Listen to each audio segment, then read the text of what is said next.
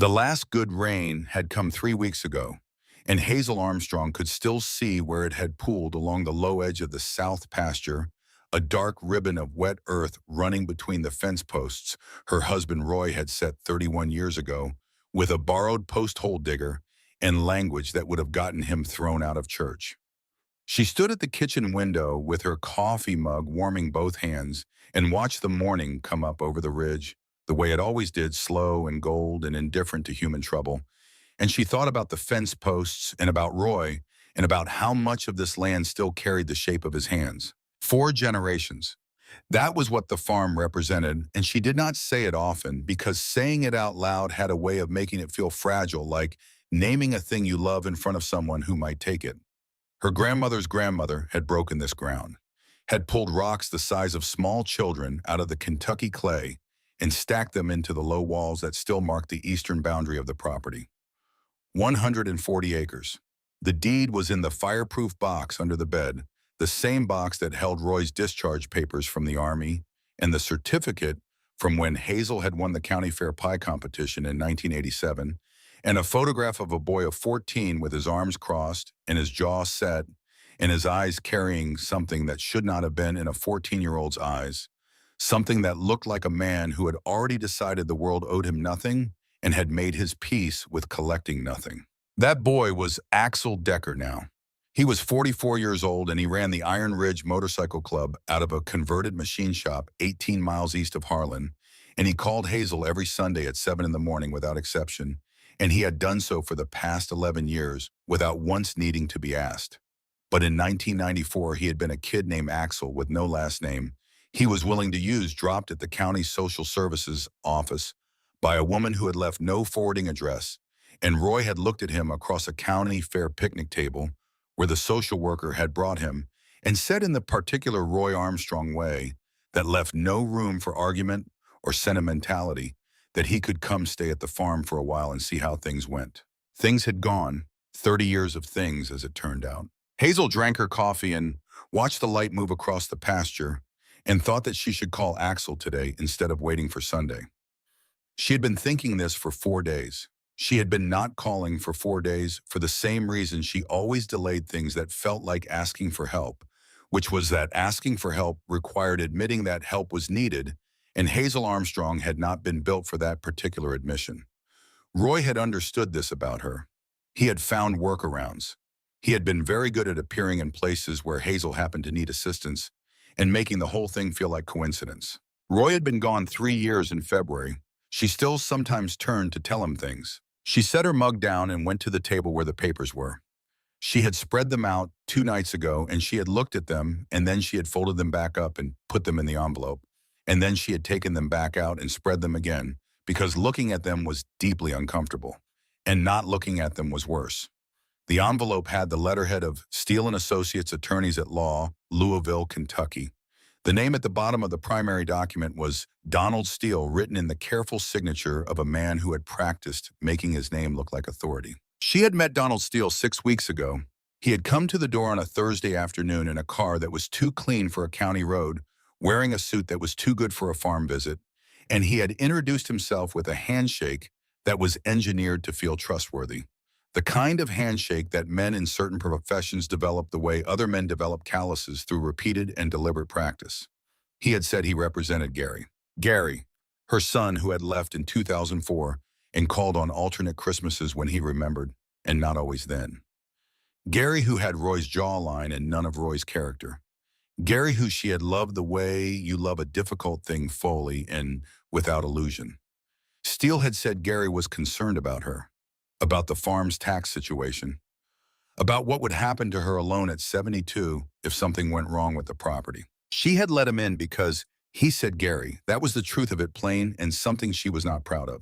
She had let him in because she was 72 years old, and she lived alone on a farm at the end of a gravel road, and the last person who had known where everything was kept and what all the noises meant and which fence panel needed watching after heavy rain was 3 years in the ground.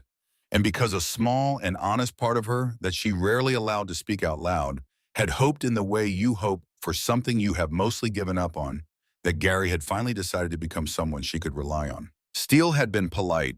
He had been patient. He had explained things in the careful, simplified way that Hazel recognized as the way people spoke to the very old and the very young, and she had let him do it because she was listening for the sound of Gary underneath the explanation. She had signed the document he presented on his third visit after he had reviewed it with her twice, and answered her questions, which she later understood had been answered with the particular skill of a man who knows how to make an answer that is technically accurate and functionally misleading. That had been 3 weeks ago. 2 days ago, she had driven into Harlan for groceries and stopped by Steele's office to pick up a copy of what she had signed, which she realized she should have gotten at the time, and hadn't because she had been focused on the coffee he had offered and the photograph he had shown her supposed to be Gary, though her eyes weren't what they used to be, and the man in the photo could have been anyone of about the right age. She had arrived at the office while Steele was out, and his secretary, a nervous young woman who seemed to be having a difficult week, had stepped away from the desk for a moment, and a page from the fax machine had slid into the tray. Hazel had not meant to read it. She had glanced at it the way you glance at things in your immediate vicinity automatically without intention. And then she had read it because what she had glanced at was her own name. She had her phone out and had taken photographs of all 3 pages before she fully understood what she was doing. Old instinct, maybe. Roy had always said she had better instincts than she gave herself credit for. She had been back in her truck with the engine running before the secretary returned to the desk. Now she spread the fax pages across the kitchen table again and read them the way she had been reading them, the way you read something you already know is bad, but need to know the full shape of.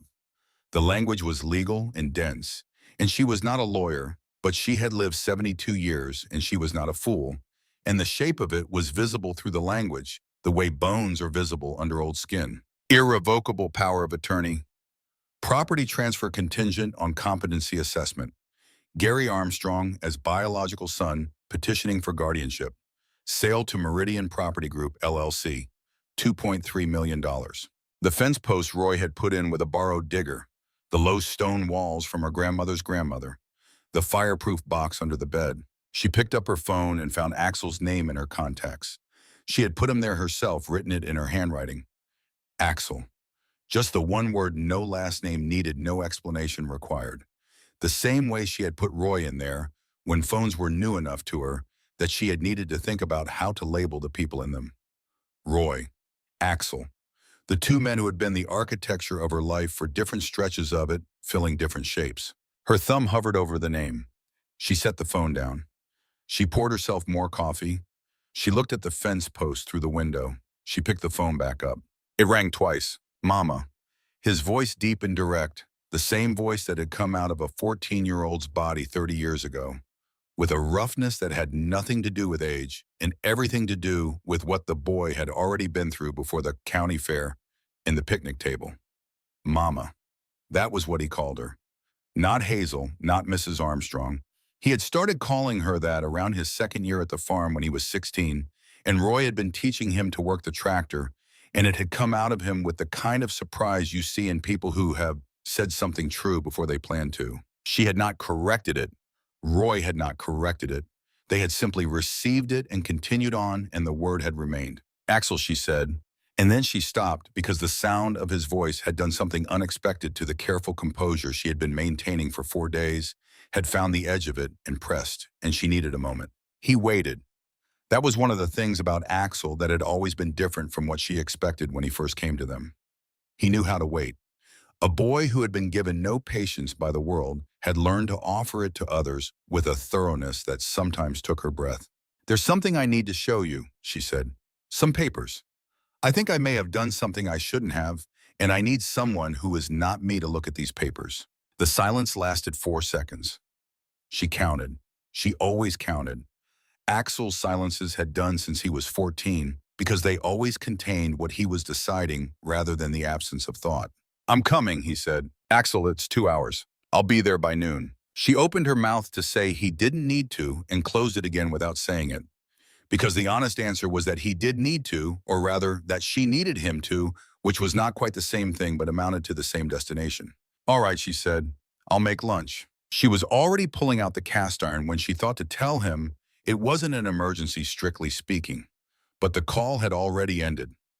She stood at the stove with the skillet in her hand and thought about the fax pages on the kitchen table and decided that her definition of emergency might need some updating.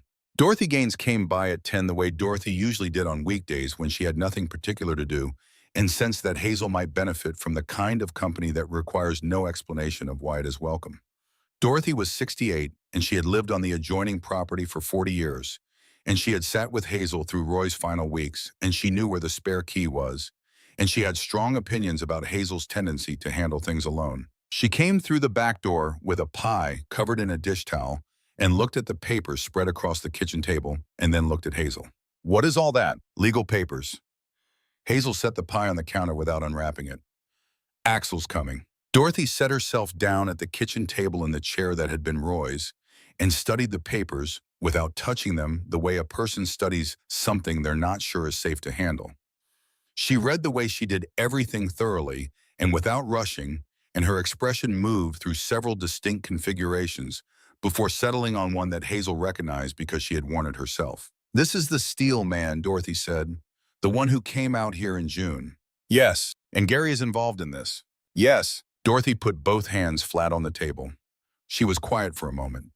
Then she said in the voice she used when she had made up her mind about something and was not interested in counter-argument, "Axel is right to come." Hazel turned the burner on under the skillet and said nothing, which was its own kind of agreement. He arrived at 11:45, which was earlier than noon, and which meant he had been going faster than he should have on the county roads. He came on the Harley. She could hear it a quarter mile out, that particular sound that she had been hearing for 20 years, and that never failed to do what it always did, which was to make the farm feel a little less empty. He parked in the gravel beside the truck and swung off the bike with the unconscious economy of a man whose body has been doing a thing long enough that the thing has become invisible, just motion fluid and automatic. Cole Dalton was behind him. She had half expected it. Cole had been Axel's second at Iron Ridge MC for 6 years, a quieter man in his 40s with a thoughtful way of looking at things that reminded Hazel of Roy's brother, the one who had gone to law school. He pulled off his helmet and nodded at her from the driveway, with a particular deference that the club's members had always shown her, which was not deference to her age, but to her specific place in Axel's life, and therefore in theirs. She had never asked for it, and she did not require it, but she had come to understand that it was genuine, and she received it accordingly. She met Axel on the porch. He was tall, the way Roy had always said boys raised on farm work tended to go with hands that showed the machine shop and the open road, and 30 years of doing physical work without apology.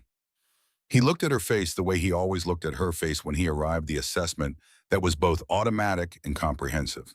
"You ate," he said. "I ate. You will eat." He put both arms around her briefly in the particular hug that had developed between them over the years, brief and complete, the hug of two people who do not make a performance of affection, but who have learned to offer it with precision. Then he pulled back and looked over her shoulder through the screen door at the kitchen table. "Dorothy," he said, seeing her. "Axel," Dorothy said. "You've seen them," he said.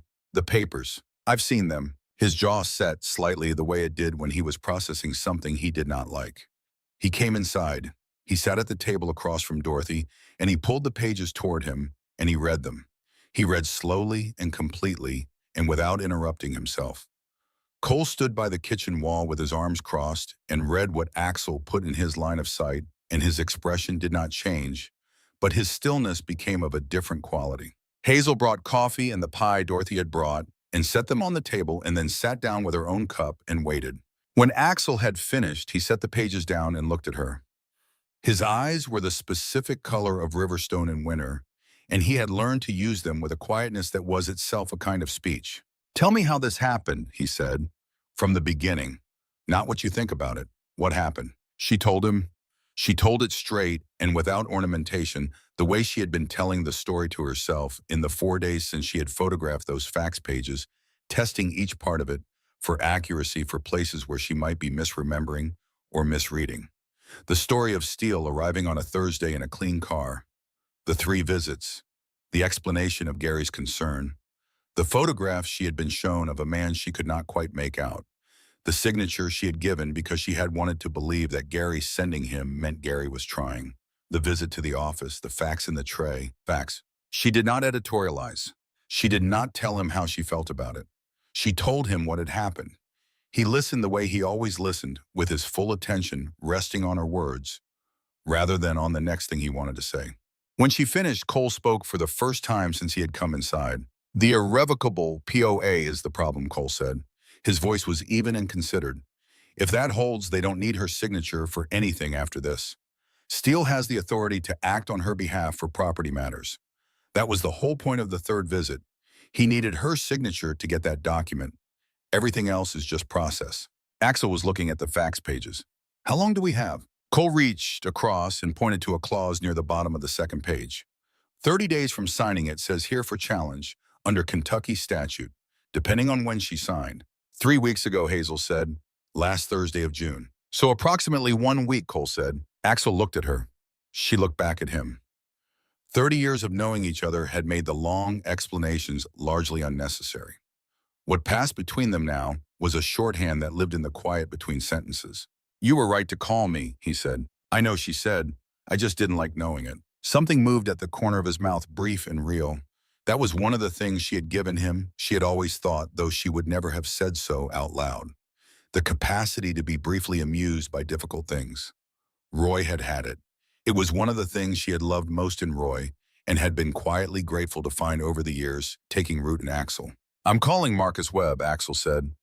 Webb was the attorney the club used, a practical man in his early 50s who had a way of seeing through legal tangles that Hazel had heard Axel describe as seeing the skeleton of a thing. He handles property and contracts. I want him to look at these today. She nodded. All right. And I need you to look at the photos on your phone, Mama, the ones from the fax machine. She had already backed them up, she told him. 3 places. Her phone, the cloud service, her neighbor's grandson had set up for her 2 years ago and printed onto paper she had put in the fireproof box under the bed. He looked at her. Good, he said. There was something in his voice, a precise, controlled something that she recognized because she had heard it in Roy's voice in certain circumstances. The voice of a man who is deciding what version of himself to be in a difficult situation and choosing carefully. Now tell me about Gary, he said. She considered the question. It was a long question dressed up as a short one. She told him what there was to tell, the bare, honest version, without the softening she sometimes applied. Gary had grown up difficult and left at 22 and maintained intermittent contact across the 20 years since. She had no illusions about the nature of the contact or about what it signified. She loved Gary the way you love a decision you would make again, even though you know what it cost. She was not surprised by Gary's involvement in the scheme. She was something else, something that did not have a clean single name. Axel listened without comment. When she was done, he said, There's something I need to tell you, and she heard the shift in his voice and set down her coffee cup and waited. I knew, he said, about Gary, not this, not the specific thing he's done, but I knew he had been in touch with somebody about the farm, about what happens to it. I heard something 6 months ago through somebody who knew somebody who had talked to Gary. He paused. I didn't tell you because what I heard was vague enough that I talked myself out of it being real. He met her eyes. That was a mistake I'm going to have to live with. The kitchen was quiet for a moment. Outside, a mockingbird was working through its repertoire in the oak tree by the barn. Axel, she said. He waited. You are not allowed to have known, she said. And she said it with the directness she applied to the things she meant completely. What you heard was vague. What I signed was after 3 visits with a man who was very good at being convincing. You could not have stopped this from this distance on that information. His jaw tightened. He did not argue with her, but the argument was visible in the set of his shoulders. What you can do, she said, is help me stop it now. That's what I called you for. That's what I need. Not guilt. I have enough of my own. I need the other thing. He put his hand on the table between them, palm down. Not touching her hand, just resting there. Heavy and present. Then he picked up his phone and called Marcus Webb. Webb answered on the second ring, and Axel explained the situation in the spare, efficient way. He explained everything, facts in order, without excess, and she heard the attorney's voice change register on the other end as the weight of the documents became clear to him.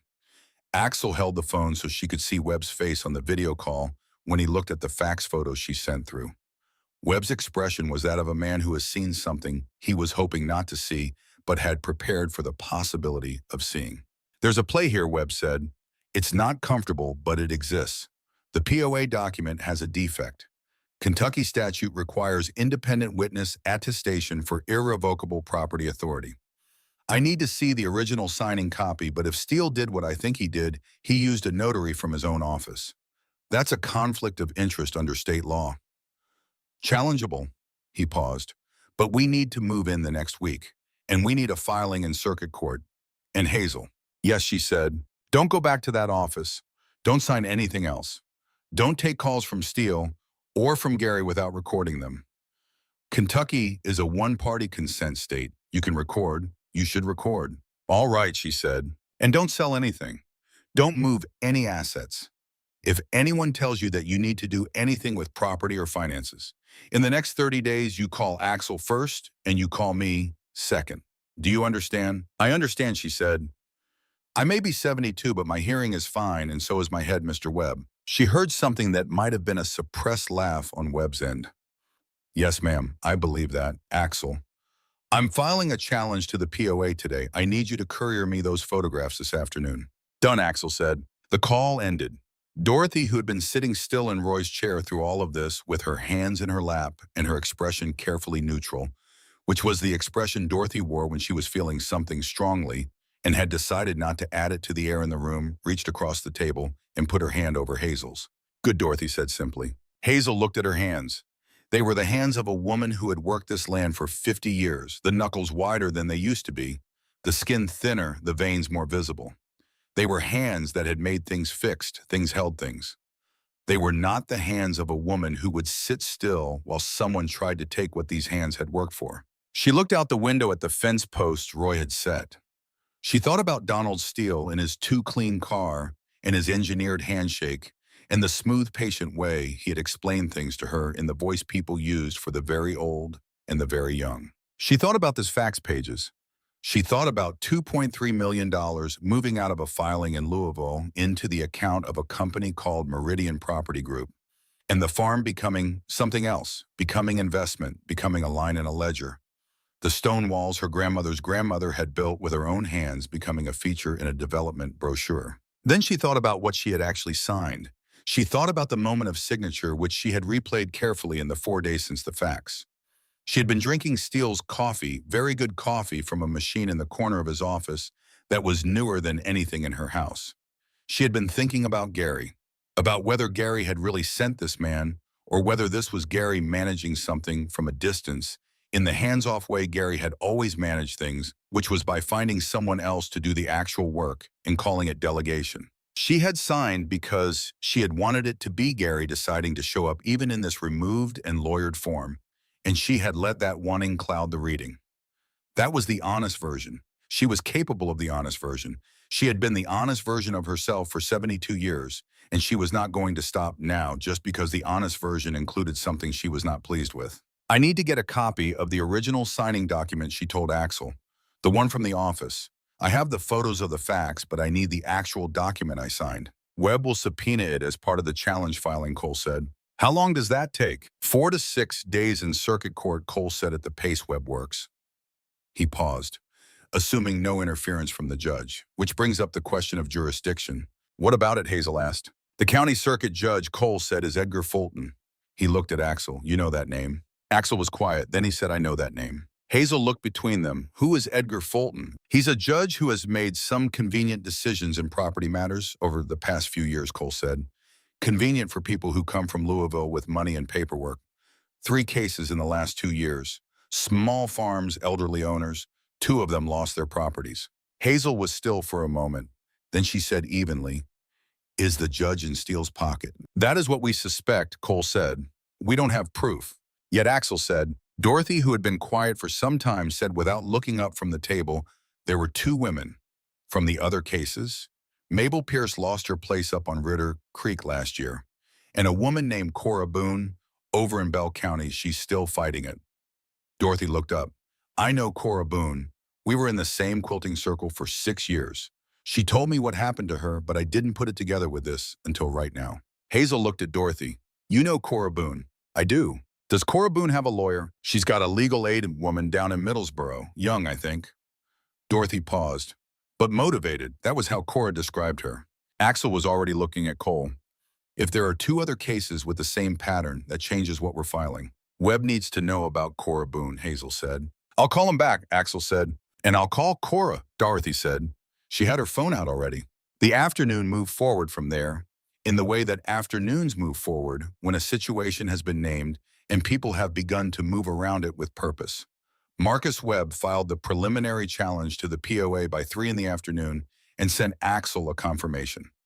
Axel stayed, Cole stayed, Dorothy stayed until 5 and then went home to feed her animals with the promise to call Cora Boone first thing in the morning and to report back. Hazel made dinner the way she had made dinner for 3 decades when there were people in the house who needed feeding without ceremony, without asking what anyone wanted. Simply understanding from context and from knowledge of the people involved what was needed in making it. Biscuits and gravy and a chicken she had stewed with vegetables from the garden and a pie Dorothy had brought that turned out to be cherry. They ate at the kitchen table where the papers had been spread. Axel had folded the papers carefully and put them in the envelope, and put the envelope on the counter by the door. The table without the papers looked more like the table it had always been. You don't have to stay, she told Axel after dinner. I know, he said. Cole, she said, there's a room made up if you need it. The guest room had been made up with clean sheets from the time Axel had first started bringing people to the farm, which had been when he was 17, and had brought a fellow in from the county home who needed somewhere to spend a Thanksgiving. Cole thanked her in his quiet way.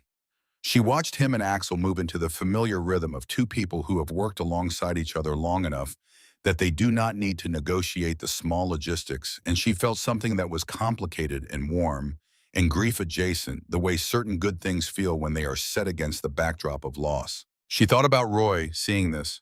She thought about him sitting in his chair at the head of the table where Dorothy had been sitting, leaning back watching Axel manage a problem, with the calm competence of a man who had been taught that calm competence was possible. Roy had done that teaching. She had done that teaching. And here was the result, this 44-year-old man with his weathered hands and his considered silences, handling the thing that needed handling. That night, lying in the bed that was still mostly Roy's side on the right and her side on the left, even 3 years on, she stared at the ceiling and listened to the farm settle around her. The particular creak of the second porch step, the sound of the barn still because the animals had settled, the distant sound of the county road, a truck going somewhere with somewhere to go. She had signed a document she should not have signed. She had wanted something she should have been more careful about wanting. Those two things were true, and she was going to sit with them honestly and not run from them. And she had photographs on her phone and a lawyer filing in circuit court, and a 44-year-old man asleep on the couch downstairs who had ridden 2 hours without asking why, because she had called him and that had been sufficient, and a neighbor who was going to call Cora Boone in the morning, and a case Marcus Webb had said that had a footing. She put her hand on Roy's side of the bed. The sheets were cold in the particular way that they were cold after years of being washed and remade without the warmth of anyone sleeping there. I know, she said, to the ceiling, to Roy, to the farm and its 4 generations and its stone walls. I know. I'm handling it. She fell asleep before she expected to. She dreamed about the fence posts. In the dream, Roy was still putting them in the post hole digger in his hands, and she was standing on the other side of the fence line watching him. And the afternoon light was the specific gold of a September afternoon, and he was using language that would have gotten him thrown out of church, and she was laughing. And when she woke up, the sound of the laughter was still somewhere in the room with her fading. She lay still for a moment and let it fade, and then she got up and went to make coffee, and the morning came up over the ridge the same way it always did, and the fence posts were still standing. Dorothy came at 8 with news. Cora Boone had answered on the first ring, which Dorothy said meant she had been awake, which said something about what waiting on a legal outcome did to a person's sleep.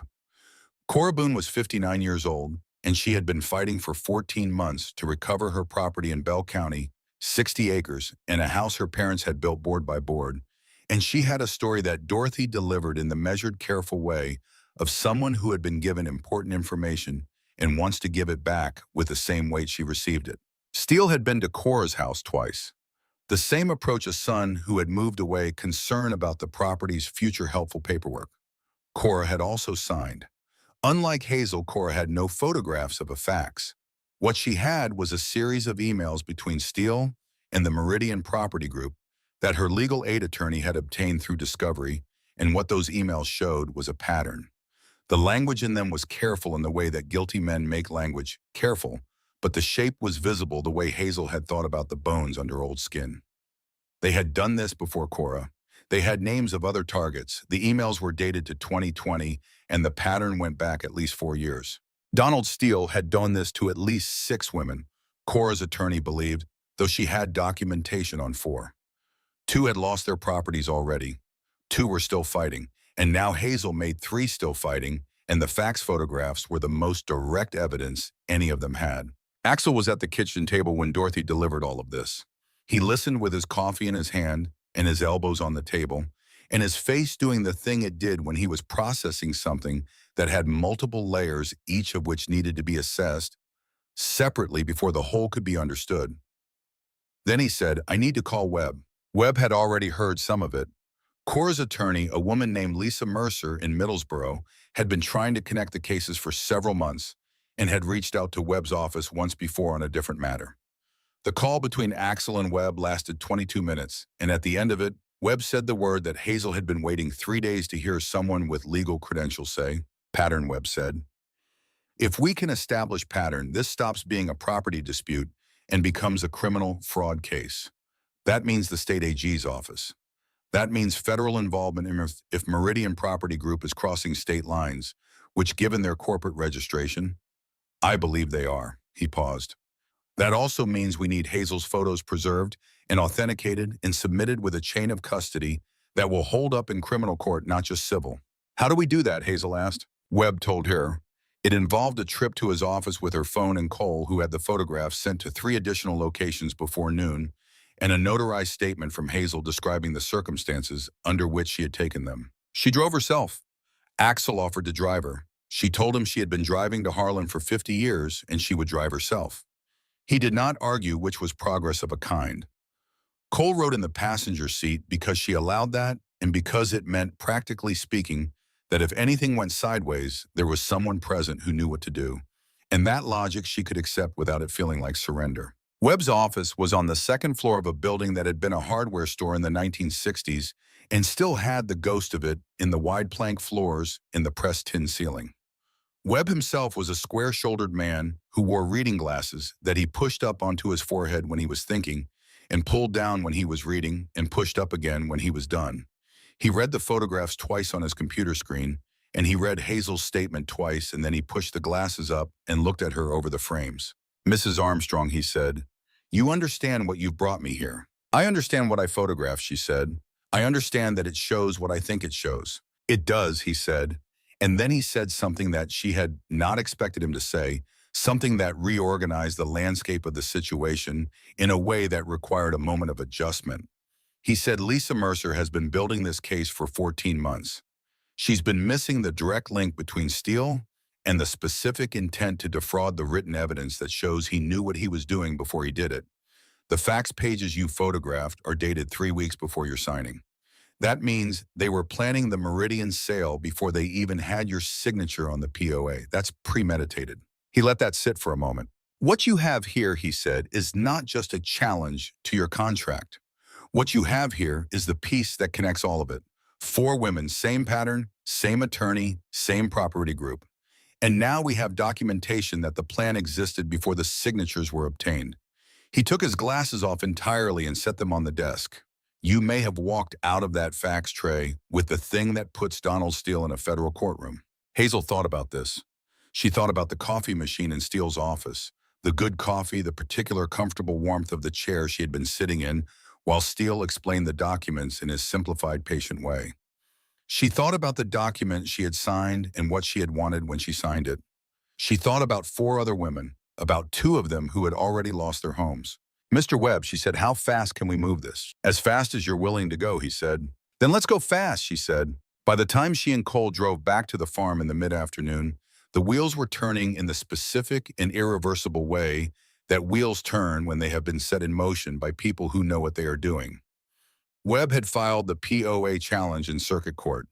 He had sent Cora Boone's attorney a package of the authenticated photographs with a cover letter that Hazel imagined said something careful and precise, and whose subtext was, "This is what we've been waiting for." He had put in a call to a contact at the state attorney general's office, who handled property fraud, and who he described without elaboration as someone who takes these cases personally. Axel was on the porch when she pulled in. He was sitting on the step with his phone in his hand and his elbows on his knees, and he looked up when the truck came down the gravel drive with the expression of a man who has been waiting and is relieved that the waiting is over. "It's moving," she told him. "Webb is good. The photographs are what he needed." He put both hands in his pockets, which was what he did when he was containing something that would otherwise need to go somewhere physical. "Good," he said. And then, "What do you need tonight?" She thought about what she actually needed separate from what would be offered if she did not specify. She needed to sit on her own porch in her own chair and drink something that was not coffee because she had had enough coffee for one day, and she needed the particular quality of evening that came when the light turned on the ridge and the farm went quiet. She needed to not be managed. "I need you to sit on the porch with me," she said, "and not talk about the case for 1 hour." He sat with her for 2 hours. They talked about the mockingbird in the oak tree, which had been at the same territory for 3 seasons now, and which Roy had named Gerald. They talked about the new calf that needed a name. They talked about a book she was reading and a route Axel had ridden last spring through the hill country of West Virginia, and a memory they both had of a Thanksgiving in 2006 when the turkey had gone wrong in a way that had started as a disaster and ended as a story. They did not talk about Donald Steele or Gary Armstrong or circuit court filings or federal fraud or 2 women who had lost their homes. They talked about Gerald the Mockingbird and the calf and the book and the Thanksgiving turkey. And by the time the light had fully gone off the ridge, Hazel Armstrong felt for the first time in 4 days like herself. Cole appeared at the screen door and said he'd put the kettle on, and she said, "Thank you, Cole." And he disappeared, and she looked at Axel in the fading light. "I'm glad you came," she said. He looked at her in a particular way he had when he was receiving something he did not know quite how to carry. Then he said quietly, "Roy would have wanted me here." "Roy wanted you everywhere," she said. "He thought you were the most capable person he'd ever met." "He told me so." Axel said nothing. He looked at the pasture. She could see his profile against the last of the light, the jaw, the cheekbone, the quality of stillness that she had watched him build over 30 years out of materials that had originally been something else. She thought about the 14-year-old at the county fair picnic table. She thought about all the years between that table and this porch. She thought about what Roy had said when he came in from the first afternoon of teaching Axel to work the tractor, tired and grease-covered, and entirely satisfied in the way he was only satisfied when something important had happened. He said, "That boy is going to be something. The question is, what kind of something, and that part's up to us." They had done their part. The rest had been Axel's. That was how it should go. Cole brought tea, and the 3 of them sat on the porch until the stars came out, and the mockingbird finally went quiet, and the farm settled into its particular nighttime version of itself. And Hazel Armstrong sat in her chair on her porch on her family's land and felt the ground solid under her and thought, "Not yet. You don't have it yet, and you are not going to." The call from Gary came on a Wednesday morning 3 days after Webb's filing, 7 days after Hazel had photographed the facts. She was in the barn when she heard her phone, and she came out wiping her hands on a cloth and looked at the screen and saw her son's name and stood for a moment in the barn door with the morning light behind her and the phone in her hand and made the decision she had already been working toward without fully knowing it. She let it go to voicemail. Then she listened to the message standing in the barn door. His voice sounded like he had prepared what he was going to say and had then forgotten half of it once the beep came. He said, "Mom, I need to talk to you." He said, "I know you've probably talked to some people by now, and I want you to know this was not how I intended it to happen." He said, "Donald was supposed to make it easier for you not." And then he stopped mid-sentence and there was a pause. And then he said, "Just call me back." She played it twice. She made note of the specific phrase, "not how I intended it to happen." Not, "I didn't do this." Not, "This is a misunderstanding." Not, "I would never." Just, "not how I intended it," which was an entirely different admission dressed up as an explanation. She sent the recording to Axel. She sent it to Marcus Webb. Then she called Dorothy and told her. Dorothy was quiet for a moment. Then she said, "Does he think you're going to call him back?" "I imagine he does," Hazel said. "Are you?" "Not today," she said. "Good," Dorothy said. The second development came that afternoon from Webb. He had connected through his contact at the AG's office with a state investigator named Pierce, who handled elder financial abuse. Pierce wanted to speak with Hazel. Webb's recommendation was yes soon and in person. They drove to Lexington on Thursday.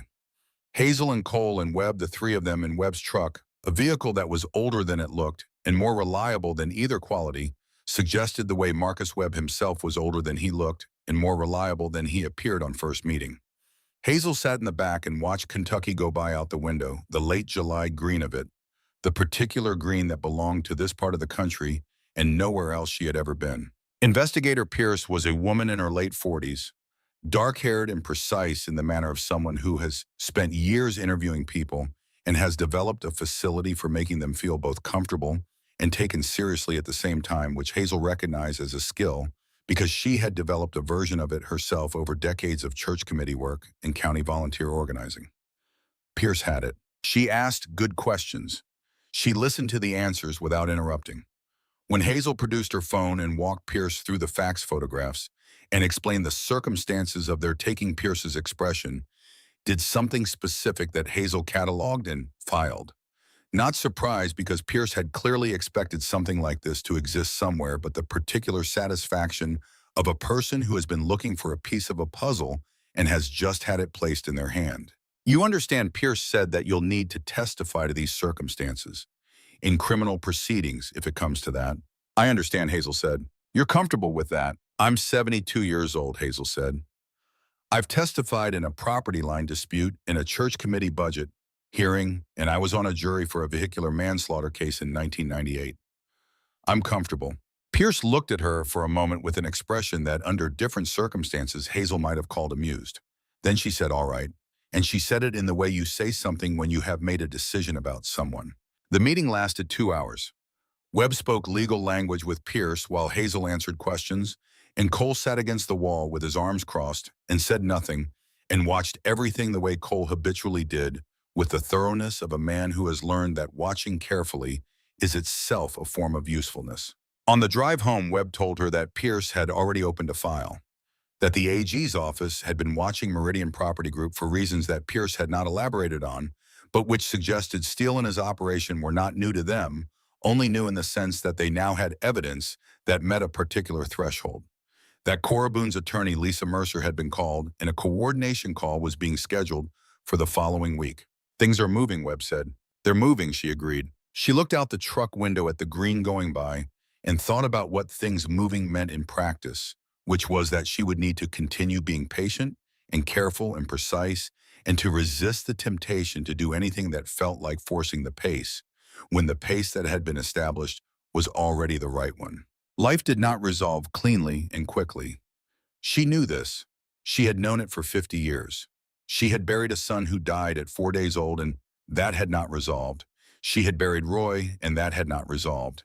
You carried things. You learned to carry them in a way that did not prevent you from continuing to do the other things life required. That was the skill, not resolution, carriage. She was still thinking about this when the truck turned onto the county road, and the farm came into view on the left, the ridge behind it, and the barn, and the house, and the old stone walls her grandmother's grandmother had built with her own hands. All of it exactly where it had always been, and something in Hazel's chest that had been held slightly tight released a fraction. Not all the way, but a fraction. The escalation came on a Saturday. She was feeding the chickens when she heard the sound from the direction of the barn, a sound that was wrong in the specific way that farm sounds are wrong when something has been interfered with rather than gone wrong on its own. There is a difference, and she had spent 50 years developing the ear for it. She went to the barn. The padlock on the side door had been cut.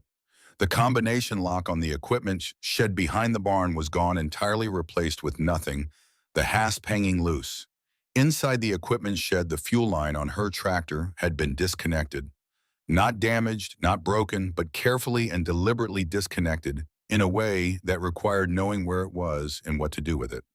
Someone with mechanical knowledge had come in the night and spent time in her equipment shed doing this carefully. She stood in the equipment shed and looked at the disconnected fuel line and felt something that was not fear, not exactly, but was adjacent to fear, in the specific way that anger and fear sometimes occupy the same territory when the target of them is someone who has made you vulnerable in your own space. She called Axel. He arrived with Cole and two other men she knew from the times Axel had brought people to the farm. Dawson, who did mechanical work for the club, and a quiet man called Wade, who she knew only slightly, and who had the particular quality of stillness she associated with the people who have spent time in the military.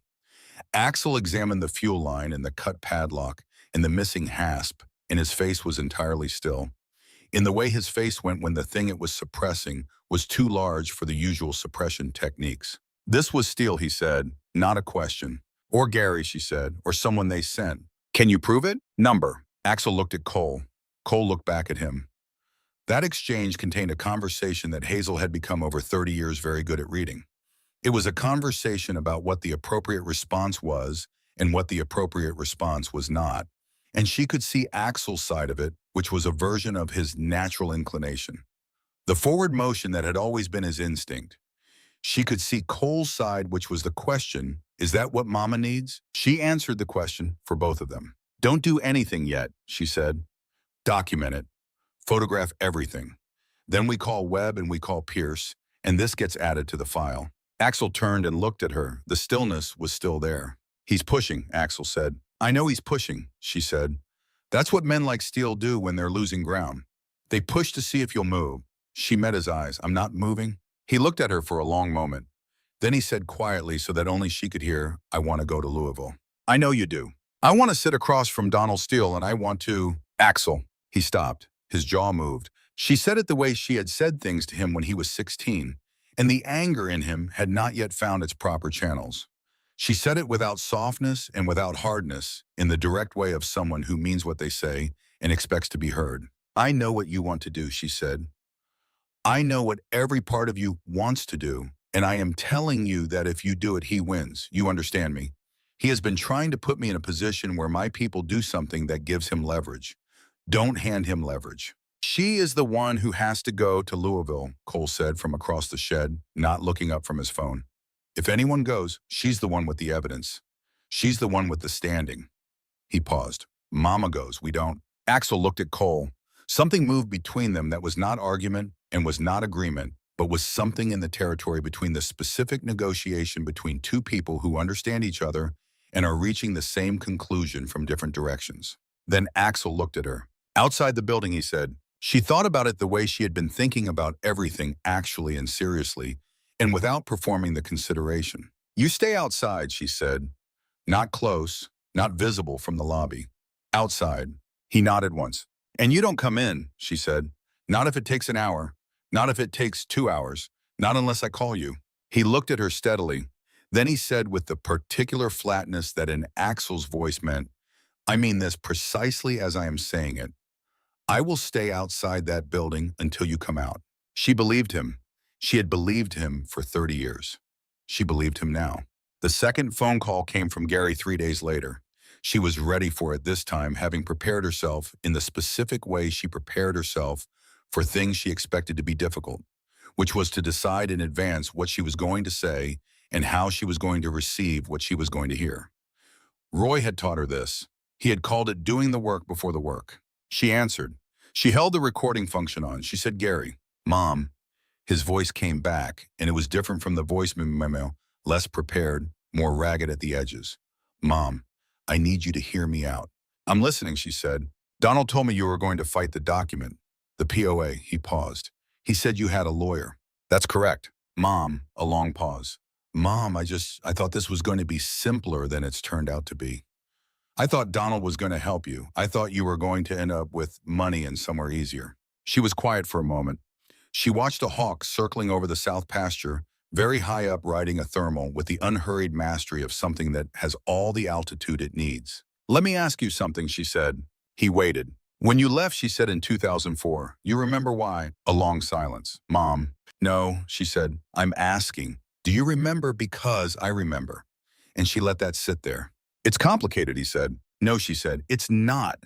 She said it without anger, without grief, with the simple, clear honesty of a woman who has had 20 years in the last 10 days to arrive at clarity. You left because this place asked more of you than you were willing to give, and you resented it for asking. And you have been managing that resentment for 20 years by making it the farm's problem and my problem instead of yours. Mom, you don't. She said, I signed Donald Steele's document because you sent him, and I wanted to believe that you sending him meant you were trying. She heard him take a breath. I know you know that. And I know that Donald Steele knew that when he walked in my door because he came in here with your name in his mouth, because he knew it was the one name that would get him past my judgment. Gary was quiet. That is not your fault, she said, letting him use your name. But what you agreed to with Donald Steele, that part is. She let that sit. I have a lawyer, she said. I have evidence. And there is a state investigator who is going to want to talk to you, Gary, about your arrangement with Donald Steele and what you got for it and what you knew. She paused. You have time right now to decide what side of that conversation you want to be on. The silence on Gary's end was of the quality she recognized the silence of someone who has been handed information they already knew but had been avoiding receiving. What do I need to do? He said finally. Call the investigator first, she said. Her name is Pierce, and she's with the AG's office, and I'm going to give you the number. That call is something you make before you talk to Donald Steele again, before you take any of his calls. Another long silence. And Gary, she said, because it needed to be said and she was not going to leave it unsaid even though it was the harder thing. This does not fix it. This call does not fix what happened with Roy and what happened when you left and what you agreed to with Steele. That is not something a phone call fixes. I know, he said, and he sounded young suddenly in the specific way he had sometimes sounded young when he was actually young, and things had gone wrong, and he had come to find her because she was the person he came to when things had gone wrong. She remembered that. She kept hold of it alongside the rest. But you can do this right, she said. Right now, you can choose to do this right. She gave him Pierce's number. She ended the call. She sent the recording to Webb and to Axel and sat down at the kitchen table and put her hands flat on the surface the way she put her hands flat on things when she needed to feel something solid. The sun was on the west side of the house, now coming through the window above the sink at its afternoon angle, the specific angle that Roy had always said was his favorite light in the house, because it made everything in the kitchen look like something worth keeping. She sat in it and thought about Gary's voice when he said, I know. About the way some things sound like the beginning of something and some things sound like the long overdue arrival of something that should have come sooner. She didn't know yet which this was. She supposed she would find out. Axel called that evening. She told him about the call with Gary, the whole of it. He listened without interrupting, and when she finished, he was quiet for a moment. Then he said, you gave him Pierce's number. Yes. Do you think he'll call? She thought about it honestly. I think he might. I think he's more afraid of what happens if he doesn't than of what happens if he does. She paused. That's not the same as doing it for the right reasons. No, Axel said, it's not. But it gets to the same place, she said. Right now, getting to the same place is what matters. He was quiet again. She could hear in the background the sound of the machine shop metal and movement, the rhythm of a place where work was always being done. She thought about the sound of Roy's barn at the same hour, the similar particular busyness of a working space in the evening when the day was ending, but not quite done. Axel, she said, Mama, whatever happens with Gary, she said, and I mean whatever happens, that is something I need you to let me carry. Not alone. I know I'm not alone, but in the front. Do you understand? The pause lasted 4 seconds. Yeah, he said, I understand. She heard something in his voice that she identified after a moment as the sound of a man receiving something he had not expected to be given, something that was both difficult and necessary, and that he was trying to figure out how to hold without breaking it. She recognized it because she had heard it 30 years ago in a different voice in a kitchen, not entirely unlike this one when Roy had sat across from a 14-year-old who had just said the word family for the first time in reference to people who had offered it to him. And Roy's voice had done exactly this same thing, carrying the weight of receiving something important in the quiet, specific way of men who feel things deeply and have no adequate language for it. She let him have the silence. She always let him have the silence. That was part of what she had learned to offer. Then Cole came on the line, distant, as if he had leaned in from somewhere nearby. He said, Hazel, the circuit court filing. Webb got a response. What kind of response? Judge Fulton, Cole said. He's denied the preliminary challenge. The kitchen was very still. She looked at the light coming through the west window, Roy's favorite light. On what grounds, she said. Cole's voice was carefully even. Procedural. He's saying the attestation was technically sufficient under his reading of the statute. It's a narrow ruling and Webb thinks it's wrong, but it's what Fulton signed. Which means, she said, Which means Axel said, coming back to the phone with a flatness in his voice that was not anger, but was adjacent to it, that Steele still has the POA and the challenge has been kicked to appeals court, which takes longer. How much longer? Webb is filing the appeal Monday, Cole said. But Fulton's ruling also means Steele could theoretically act on the POA while the appeal is pending unless we get a stay. Which Webb is also filing Monday, Axel said. But Hazel. She heard the weight in his voice before the rest of the sentence arrived. Pierce, she said. Yeah, if Pierce moves before Steele does. If the AG's office can establish the fraud connection fast enough to freeze the property transaction, then Fulton's ruling doesn't matter. He confirmed. She thought about this. She thought about the fax pages. She thought about Pierce's face in the Lexington office, that specific expression of someone who has been handed the piece they needed. She thought about the 4 women, about the 2 who had already lost their properties. How fast can Pierce move, she asked. That, Axel said, is not a thing I control. No, she said, but I might. He was quiet. What does that mean? She thought about what it meant. She thought about it carefully and honestly, and with the full weight of what she knew about Donald Steele, and about the way men like Steele operated, and about what she had been building toward since she had stood in the barn door with her phone in her hand and looked at Gary's name on the screen. It means, she said, that I'm not waiting for Steele to act while Pierce does paperwork. Axel was very still on the phone. She could feel his stillness through the connection. What are you going to do, he said. I'm going to go to Louisville, she said. And I'm going to go into that office, and I'm going to make Donald Steele look at what he has done, and I am going to give him the same choice I gave Gary. He makes the call first, or I make the call for him. She paused. And when I come out of that building, Bilal, I come out on my own terms. Axel was quiet for a long time. 4 seconds, 5, 6. Outside the building, he said. Outside the building, she confirmed. We leave at 7 in the morning. Dorothy is going to call you, she said. What? Dorothy always calls you when I'm about to do something, she said. She thinks I don't know she does it. I've known for 6 years. Tell her I said I love her and to call me herself next time. Axel made a sound that was unmistakably a laugh, brief and genuine and there and gone. Then he said 7 in the morning. 7, she confirmed. She ended the call. She sat for a moment in the west light in the kitchen that Roy had loved. She looked at the envelope on the counter, all the photographs and documents and the recording of Gary and the chain of custody paperwork from Webb's office. Then she got up and she went to the bedroom and she opened the fireproof box and she took out Roy's photograph, the one from their wedding, and she set it on the nightstand where she could see it from the bed. Roy was 26 in the photograph, grinning in the specific way he grinned when something was going well, with his whole face involved and nothing held back. I know, she said to him. I know, I'm going. She set her alarm for 5:30 because she was going to make a proper breakfast before she drove 2 hours to Louisville, and she was going to arrive at that office looking like a woman who had decided something and not like a woman who had been pushed into something, and the difference between those two things began with how you started your morning. She would make biscuits. Roy had always said her biscuits were an act of confidence, and she had never entirely disagreed. She could not sleep past 4. This was not unusual, had not been unusual since Roy died, the body's particular indifference to the arrangements of grief or worry or anticipation. She lay in the dark for an hour thinking about the drive and about what she was going to say and about what Steele would do when she said it, and about the 4 women, the 2 who had already lost and the 2 who were still fighting, and about Cora Boone in Bell County, who had been fighting for 14 months. At 5, she got up and made coffee and stood at the window in the dark and watched the sky begin to consider becoming light. Dorothy appeared at the back door at 5:45 with a covered dish that turned out to contain scrambled eggs already cooked, which was Dorothy's version of practicality, and also her version of saying, I am worried about you going to Louisville, and I cannot come with you, so I am sending food as a proxy for myself.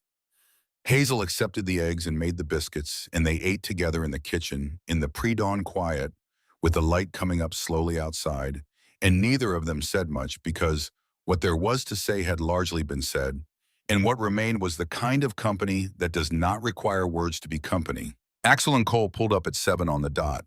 Axel was not on the Harley. He was in Cole's truck, and she registered this and understood it. The truck was the right choice for this particular errand, less visible, less likely to be the thing that Steele's people noticed arriving. She appreciated the thought, even though she had not asked for it. She appreciated that he was thinking about what she needed rather than what he preferred. She came out with the envelope under her arm and her good shoes on, which she wore to church and to meetings that required her to be taken seriously, and she could see Axel looking at the shoes when she came down the porch steps, and she could see what the shoes communicated to him, which was that she had decided how this day was going to go and was dressed accordingly. He got out of the truck when she came down. He stood by the passenger door. "You look," he started. "Don't," she said. "I know how I look. Help me up." He gave her his hand and she stepped up into the truck with the dignity of a woman who has spent 72 years declining to be embarrassed by needing a hand up into a tall vehicle, and she settled herself and held the envelope in her lap. Cole drove. Axel sat in the back, which was the choice that communicated something about how this day was structured in terms of who was at the front of it. She registered that too. She had raised him to think about these things. He had become a man who thought about them. The drive went through the morning green of Kentucky, through the hill country, and out into the flatter ground that led toward Louisville, the landscape changing in the incremental way.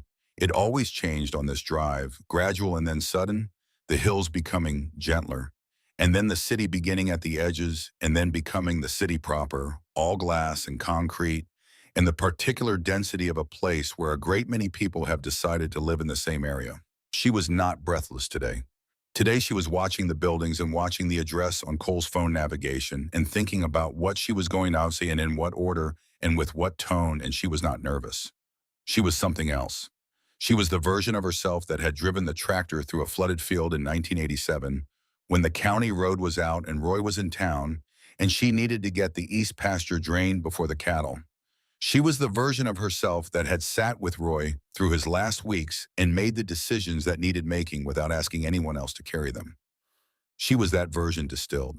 Cole pulled up in front of a building on 5th Street, glass and brick, the kind of building that signals a certain kind of legal practice, prosperous and conservative, and designed to suggest permanence. Steele and Associates had the 3rd floor. She could see the name on the directory board through the lobby glass. She looked at the building. She thought about what was up there on the 3rd floor behind the glass and the prosperous permanence of it. "I'm going in," she said. Axel was looking at the building. His hands were in his lap, very still. He said nothing. Cole said, "We'll be here." She opened the door and stepped down and stood on the sidewalk in her good shoes with her envelope. And she straightened herself to her full height and she thought, "All right, here we go." The lobby receptionist looked up at her with the reflexive, polite neutrality of someone trained to receive all visitors with equivalent professional courtesy. She said, "I'm here to see Donald Steele. I don't have an appointment. My name is Hazel Armstrong." She said it in the level way she would say it at a county commission meeting or a church committee or any other room where she had a right to be and intended to use that right.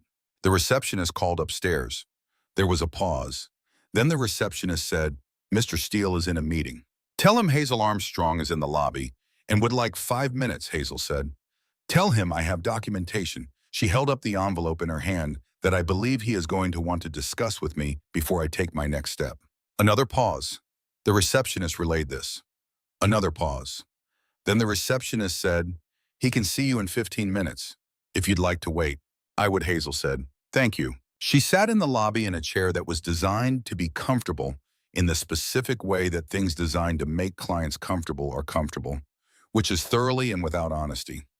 She held the envelope in her lap and she looked at a painting on the wall, a generic landscape of hills that could have been anywhere and was probably somewhere, and she thought about her own hills, the ridge behind the farm, the specific color of the ridge at different times of year. She did not look at her phone.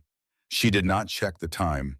She sat and she breathed 4 counts in 4 hold, 4 out, and she waited with the patience of a woman who has waited through Kentucky winters and difficult calves and Roy's illness and Gary's choices and 3 years of quieter mornings, and 15 minutes was nothing, was barely a breath in the span of what she had already waited through.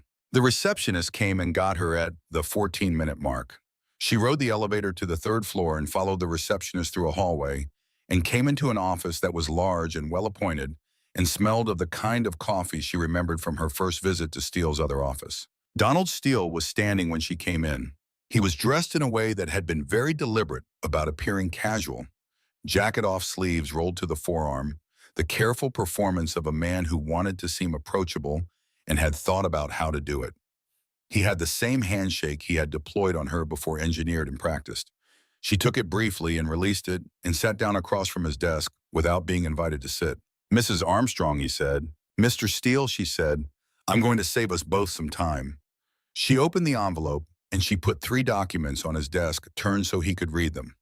The first was the photograph printout of the fax pages. The second was the notarized statement from her deposition with Pierce. The third was a letter from Marcus Webb, brief and precise, outlining the specific statutory challenges to the POA document. She folded her hands on top of the envelope, which still contained the recording of Gary's call and 2 additional copies of everything. He looked at the documents. His face went through a sequence of configurations that she watched without expression. "These are," he started. "You photographed the fax by accident," she said. "Isn't that what you were going to say? That the pages were in the tray by accident and I had no right to photograph them?" She held his gaze. "You can explore that position if you like. I imagine your attorney will have an opinion about it." He was quiet. His hands were on the desk in front of him, both of them flat. She said, "I'm going to tell you what I told my son. I'm going to offer you the same choice. You call the state investigator's office, her name is Pierce, and her number is in your directory, I imagine, and you disclose this, voluntarily. You tell her about the arrangement with Gary and about Meridian Property Group and about the other women. You cooperate fully." Steele's face had gone somewhere careful and contained. Or she said, "I walk out of this office and I make the call myself, and what I say when I make it is that I offered you the opportunity to come forward and you declined." She tilted her head slightly. "You're a lawyer. You know which of those 2 sentences is worse in criminal proceedings." He said, "You understand that this document is legally binding and that—" She said, "My attorney understands the law better than I do, yes. And he believes the POA has a defect and the appeals court will have an opinion on that." She did not look away from him. "But that is a civil matter. What Pierce is investigating is a criminal matter. And those 2 things are going to proceed on separate tracks regardless of what either of us does in this room today." She stood up. She did not rush it. She stood up with the deliberateness of a woman who has decided when she is going to move and moves when she has decided. "I'm leaving these 3 pages with you," she said. "I have additional copies." She picked up the envelope. "I have also," she said with the particular calm of a woman saying a thing she has been working up to, "a recording of my conversation with Gary from 3 days ago, in which he says that Donald told me you were going to fight the document and that this was not how he intended it to happen." She let that land. "Gary is speaking with Pierce this week. I would encourage you to consider the value of that conversation for your own situation." She picked up her purse. She straightened the strap on her shoulder. She looked at Donald Steele across his large, well-appointed office, with the good coffee smell and the generic landscape painting and the carefully performed approachability of his rolled sleeves. "You picked the wrong woman," she said. She said it without drama and without heat, as simple fact. "You looked at a 72-year-old widow on a gravel road and you saw a variable that would not resist. I want you to know that for the rest of however this ends, I want that to be something you know about yourself, that you were wrong about me." She walked to the door. He did not call her back. She let herself out into the hallway. The elevator was slow. She stood in it and she breathed. 4 and 4, hold 4 out. She watched the floor numbers descend. She thought about Roy's photograph on the nightstand. She thought about the stone walls. She thought about the mockingbird in the oak tree, Gerald working through his repertoire in the morning with the patient thoroughness of a creature who does not question whether the work is worth doing. The lobby doors opened. She walked out into the Louisville afternoon. They were there. Cole's truck was at the curb where she had left it, Cole behind the wheel, engine idling. And behind the truck, extending down the block and around the corner in a line that she understood only by degrees as she walked toward the vehicle, were motorcycles. Parked in a long, orderly line along 5th Street, engines off their riders, standing or leaning, leather-jacketed, some of them with arms crossed, some with hands in pockets, all of them still in the particular way of people who have been told to wait and are waiting. She stopped on the sidewalk and looked at them. The length of the line was longer than she could take in at once. She looked back at the truck and at Axel, who had gotten out and was standing by the passenger door with his arms crossed and his face wearing the specific expression that she knew was the face he made when he was feeling something he did not have words for and was not going to pretend otherwise. "You said outside the building," he said. "I did," she said. She looked at the line of motorcycles again. She made an attempt to count and lost the count at 50 and gave up. She looked at Axel. How many, she said. 86, he said. She stood on the sidewalk in front of Donald Steele's building in her good shoes with her envelope and looked at 86 members of the Iron Ridge Motorcycle Club who had ridden to Louisville on a weekday morning because this was where they were needed, and for the first time since she had stood in the barn door with her phone and found Gary's name on the screen, she felt the thing that she had been holding back through all the long days since, the thing that had no clean single name, but that lives somewhere between grief and gratitude, and the particular emotion that comes when you understand that you are not and have never been alone. She did not cry on the sidewalk in Louisville. She had decided she was not going to, and she was a woman who kept her decisions. But it was close. Dorothy called you, she said to Axel. Dorothy called me, he confirmed. I told you she would, she said. You did. She looked at him. There was the 44-year-old man, and there was the 14-year-old underneath, the one who had come to their kitchen table 30 years ago, with his arms crossed and his jaw set and his eyes carrying the weight of everything the world had already taken from him. She could see both. Let's go home, she said. He opened the door. She stepped up. He closed it behind her. Behind them, one by one, 86 engines started. The drive back was quiet in the way that drives back from significant things are quiet, the kind of quiet that is not absence but presence, a room full of what has just happened, settling into the available space. Cole drove with the same even competence. He drove everything, and Axel sat in the back with his hands on his knees and looked out the window and said nothing for the first 40 minutes. She did not try to fill the quiet. She had learned across 30 years that filling Axel's quiet when he needed it was a misunderstanding of what the quiet was for. It was for processing. He was a man who processed externally through action and internally through silence. And she had come to understand that both were the same function running on different channels. At the 40-minute mark, he said, "How did it go?" He sat with it, she said. He didn't respond the way I'd expected. How did you expect him to respond? She thought about it. She had expected argument. She had expected the recalibrating, managing quality she had seen in men of his type when they were cornered. She had expected legal language deployed as a buffer. What she had seen instead was a man who looked at 3 pages of documentation and recognized the shape of the end of something. She had seen that before. She had seen it in Roy's doctor's face in the last weeks, the specific expression of someone who has run the calculation and arrived at an answer they were hoping not to arrive at. Steele's face had not been grief-adjacent the way the doctor's face had been, but it had been the same shape. Arrival. He looked like someone who had been expecting this, she said, and was relieved in a sick kind of way that it was finally here. She paused. That told me something. What Axel said, that he knows what he did, she said. Not just technically, he knows the weight of it. Whatever else he is, he's not someone who has talked himself into believing that women don't matter. He knows they matter. He just decided the money mattered more. She looked out the window. That's a different kind of Preston than I thought he was when I walked in there. Better or worse, Cole said. Neither, she said. Just different. It doesn't change what he did, but it changes what I think the next conversation with Pierce is going to look like.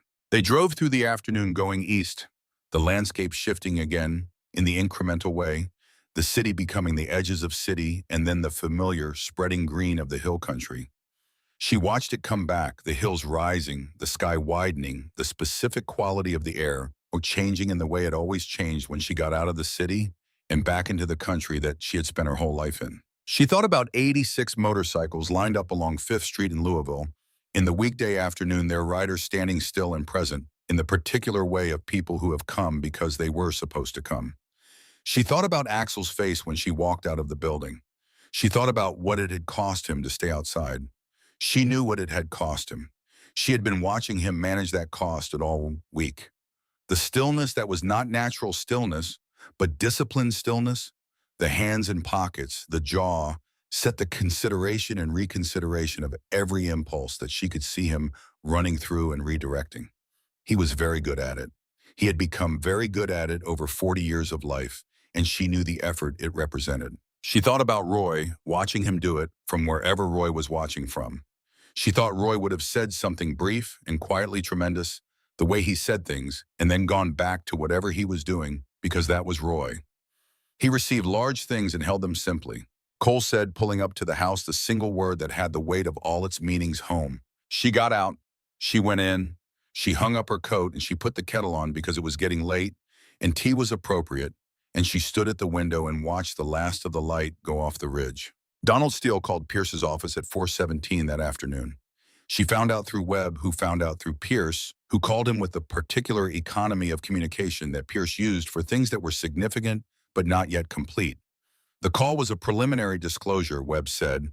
Steele had retained separate counsel for the criminal proceeding, and the counsel had made contact with the AG's office requesting a proffer session, which was the formal name for the conversation in which a person who has done something tells the people whose job it is to know what exactly they did in exchange for considerations that would be worked out between the lawyers.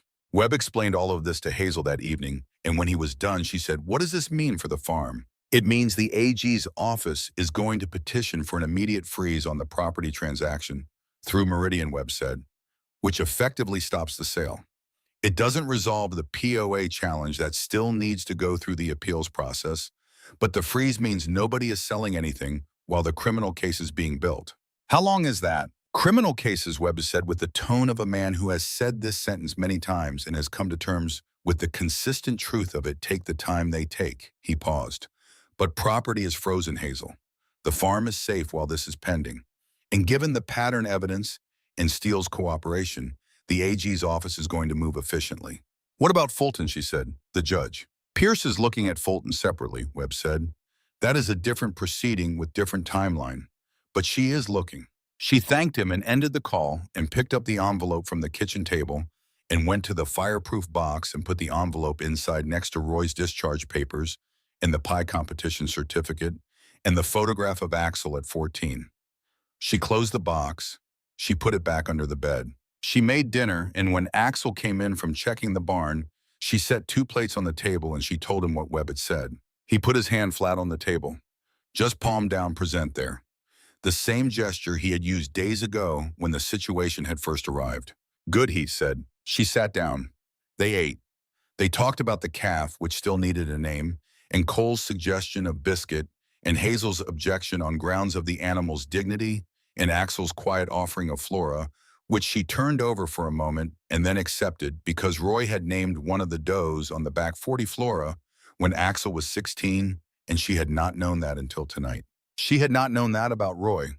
The surprise of learning something new about a person you knew completely was its own specific and lovely thing. Gary called Pierce on Friday, 3 days after Hazel's visit to Louisville. Webb confirmed this. The call lasted an hour and 40 minutes, which Webb said without editorial was a long call.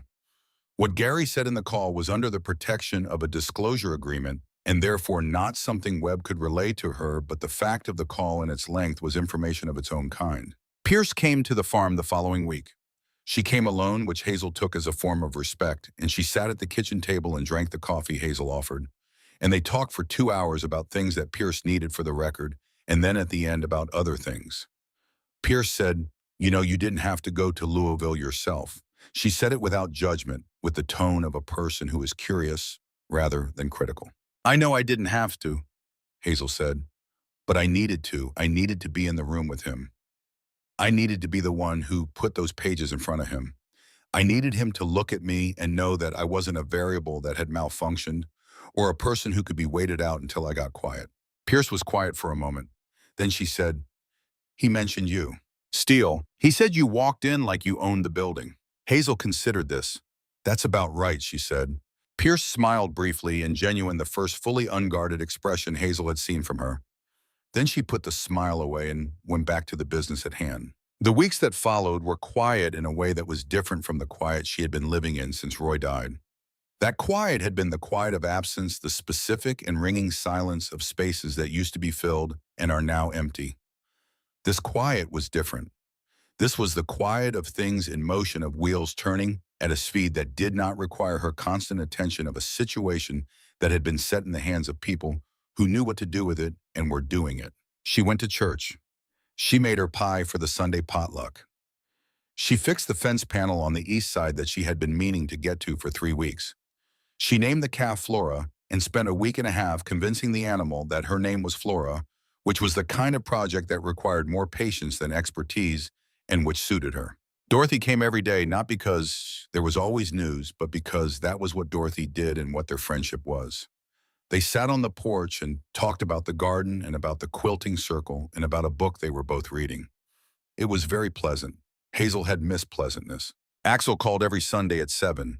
Sometimes he called midweek also, which was not the established pattern, but which she understood as the new version of the pattern, adjusted to account for recent events.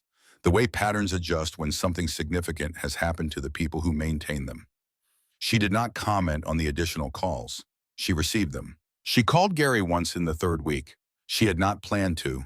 She had been sitting on the porch in the evening, watching the ridge, and she had picked up her phone and she had found his name, and she had pressed it before she fully understood what she was doing. It rang 4 times and he answered and he said, "Mom," and she said, "Gary," and then they were both quiet for a moment. "How are you doing?" she said, because it was the honest beginning. He said, "Better than I deserve." She said, "That's not the right measure. Better than last month is the right measure. How is that going?" He was quiet, then he said, "I think so. I think better than last month." "Good," she said. She looked at the ridge. "That's what I called to ask." He said, "Mom." And in it was everything that did not have a sentence.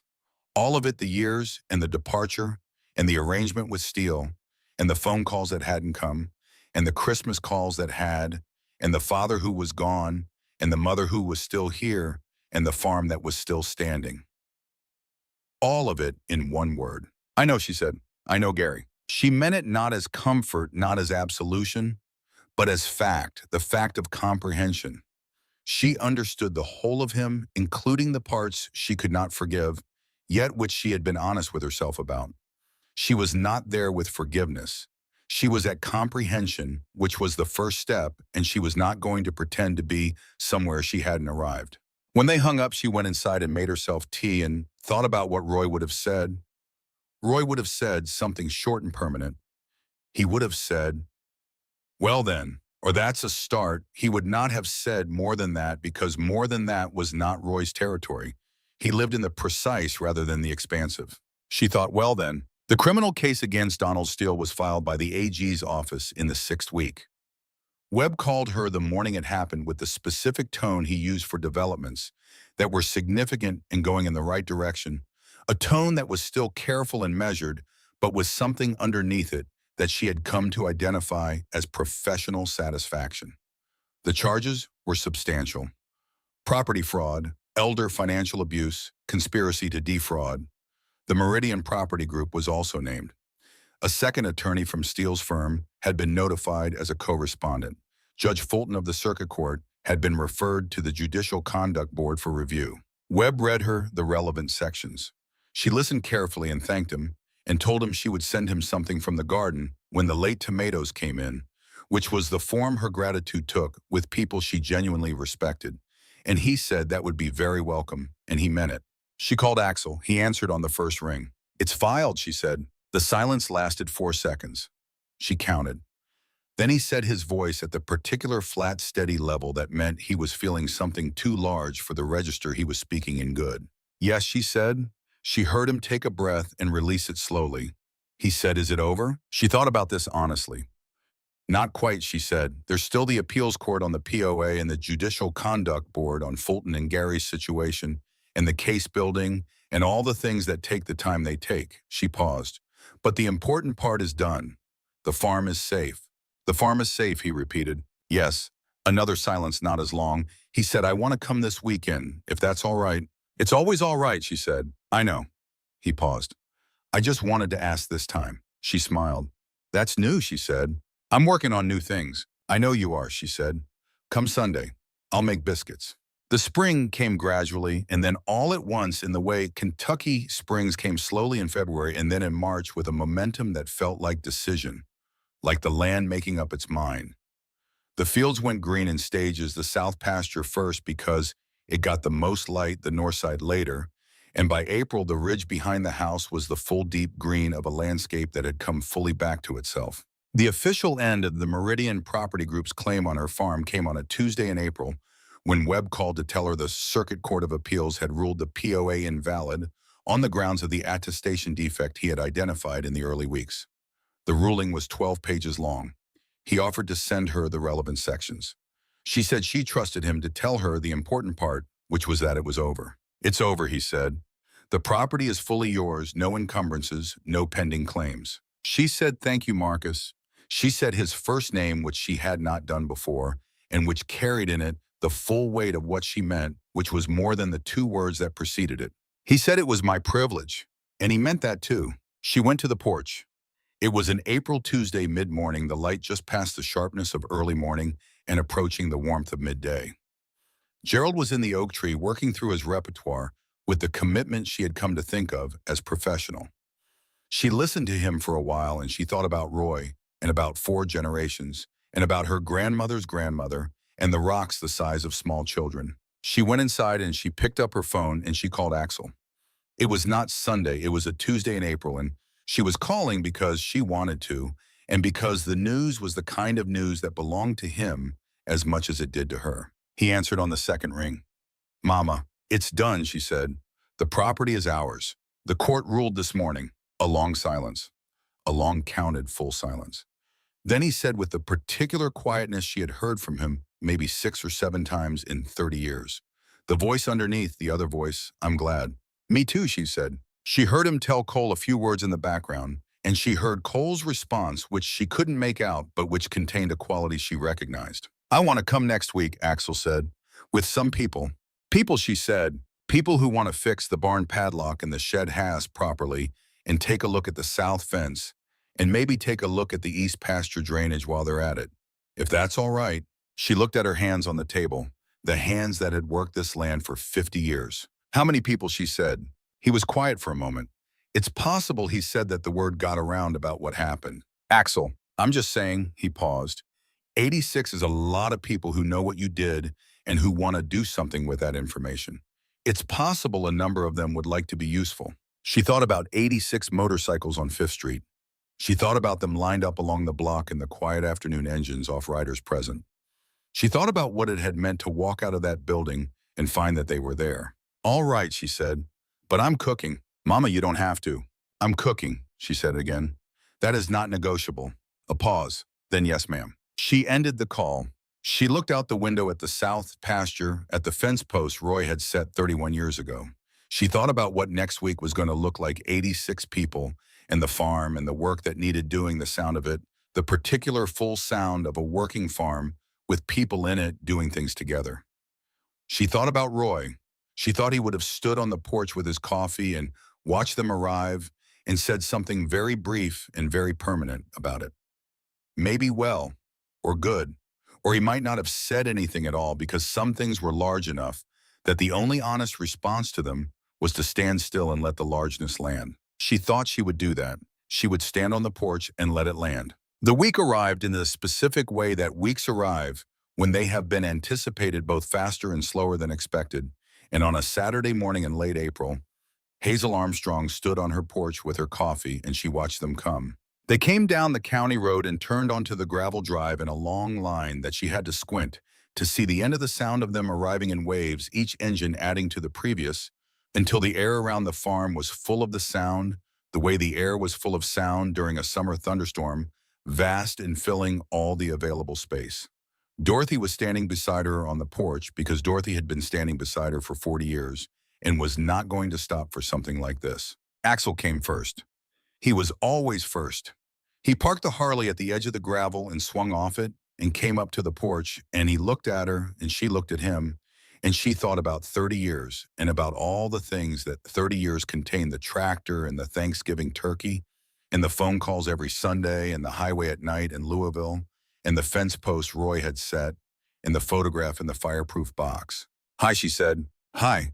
He said the way you say hi to someone who is completely familiar and still somehow new every time. Behind him, 86 men were getting off 86 motorcycles and stretching and looking around at the farm with the particular interested assessment of people who have come to do work and are already identifying what needs doing.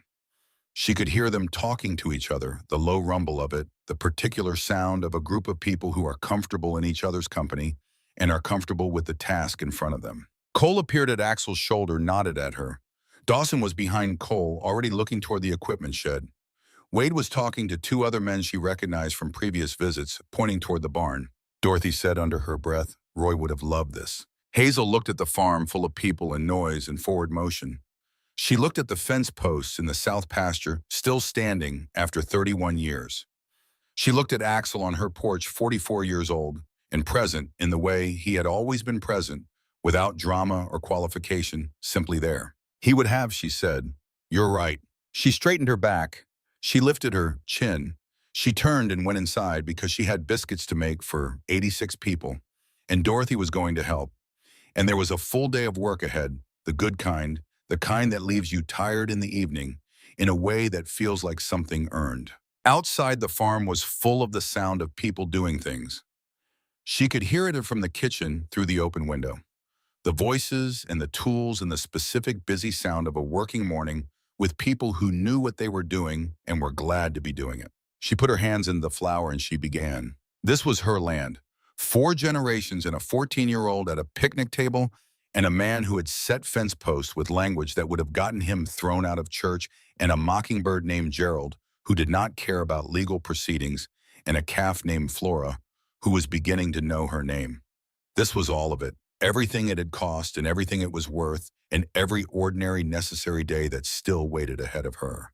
Hazel Armstrong rolled the dough with her good hands and listened to the sound of her farm full and working, and hers, and she did not look back. The sentencing hearing for Donald Steele was held in September, which meant that by the time Hazel drove to Lexington to hear it, she had spent the summer in the normal life that summer on a farm, demanded the full and relentless life of planting and tending and harvesting and fixing and watching, and the 100 small dailies that made up the fabric of it. She had put up 34 jars of tomatoes.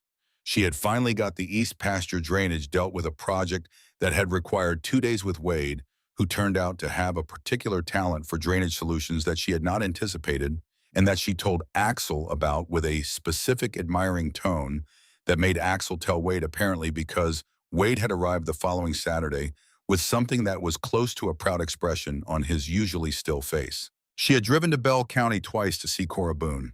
The first time she had brought tomatoes from the garden and a cherry pie, and they had sat on Cora's porch, which was smaller than hers and faced a different ridge, but had the same quality of porch that a woman has when she has spent years on it thinking about things. They had talked for 3 hours. Cora was a woman with strong opinions and a dry way of expressing them, and Hazel had liked her immediately in the way you like people who are not performing themselves. Cora's case had settled in August. Her property was returned to her as part of the AG's agreement with Steele's former firm, the settlement designed to make as much right as could be made right, which was not all of it, but was considerably more than nothing. The 2 women who had already lost their properties were in more complicated situations that Lisa Mercer was still working through with the court, but there was movement there too, the kind of movement that was slow but moving. She thought about those 2 women often. She did not know them. She knew their names from the case file, had requested them specifically from Webb, because she had felt that knowing their names mattered. She said their names to herself, sometimes the way you say the names of people who are connected to your story, even if you have never met them, because connection does not require meeting. It requires something else, something she had been thinking about since the summer, in which she had finally landed on a word for. The word was obligation, not guilt, not pity. Obligation in the specific sense of something owed that is not a debt but a recognition that you have come through something that others are still in, and that recognition carries a weight you carry willingly. The sentencing hearing was what she had expected, and more than she had expected, both at once. She sat in the gallery with Webb on one side and Pierce on the other, and she watched Donald Steele stand before the bench, and she listened to the proceedings with the same attention she had given to everything from the beginning. The sentence was substantial. The judge noted in her remarks before sentencing the scale and pattern of the fraud, the vulnerability of the victims, and what she called the particular callousness of a scheme designed to exploit the grief and isolation of women who had recently lost their spouses. She said this without looking up from her notes in the measured judicial cadence, and the words landed in the courtroom with the weight that language carries when it is accurate. Hazel did not feel triumph. She had expected to feel something adjacent to triumph, and she did not. What she felt was something quieter and more complex, the feeling of a thing being named correctly after a long time of it being named wrong or not named at all. Steele had looked at her and seen a variable. The judge had looked at the case and said these were women with lives and land and grief, and they were treated as opportunities, and that is a particular kind of wrong. She received that. Outside the courthouse, Pierce shook her hand and said what she said, with the conciseness she used for everything well done, and walked away because that was Pierce. Webb drove her back to the farm, and they were quiet for much of the drive, in the way they had become comfortable with quiet around each other over the months. He said at some point in the middle of Kentucky, "You handled all of this with a precision that most people would not have managed."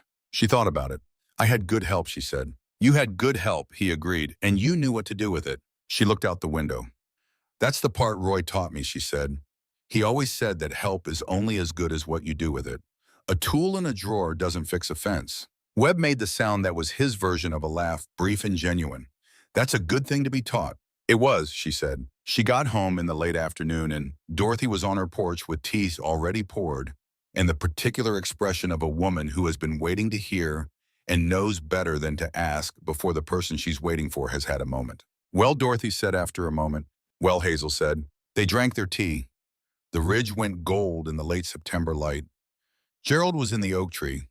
Flora was visible in the near pasture, grown now beyond the calf stage, filling into what she was going to be, which Hazel thought was going to be a fine animal. She called Axel that evening. He answered on the first ring. "How was it?" he said.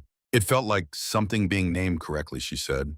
"Like the right words being applied to a thing that had been described wrong." He was quiet for a moment. Then was it enough? She thought about the two women she did not know whose names she said to herself. She thought about Cora Boone on her porch with her cherry pie.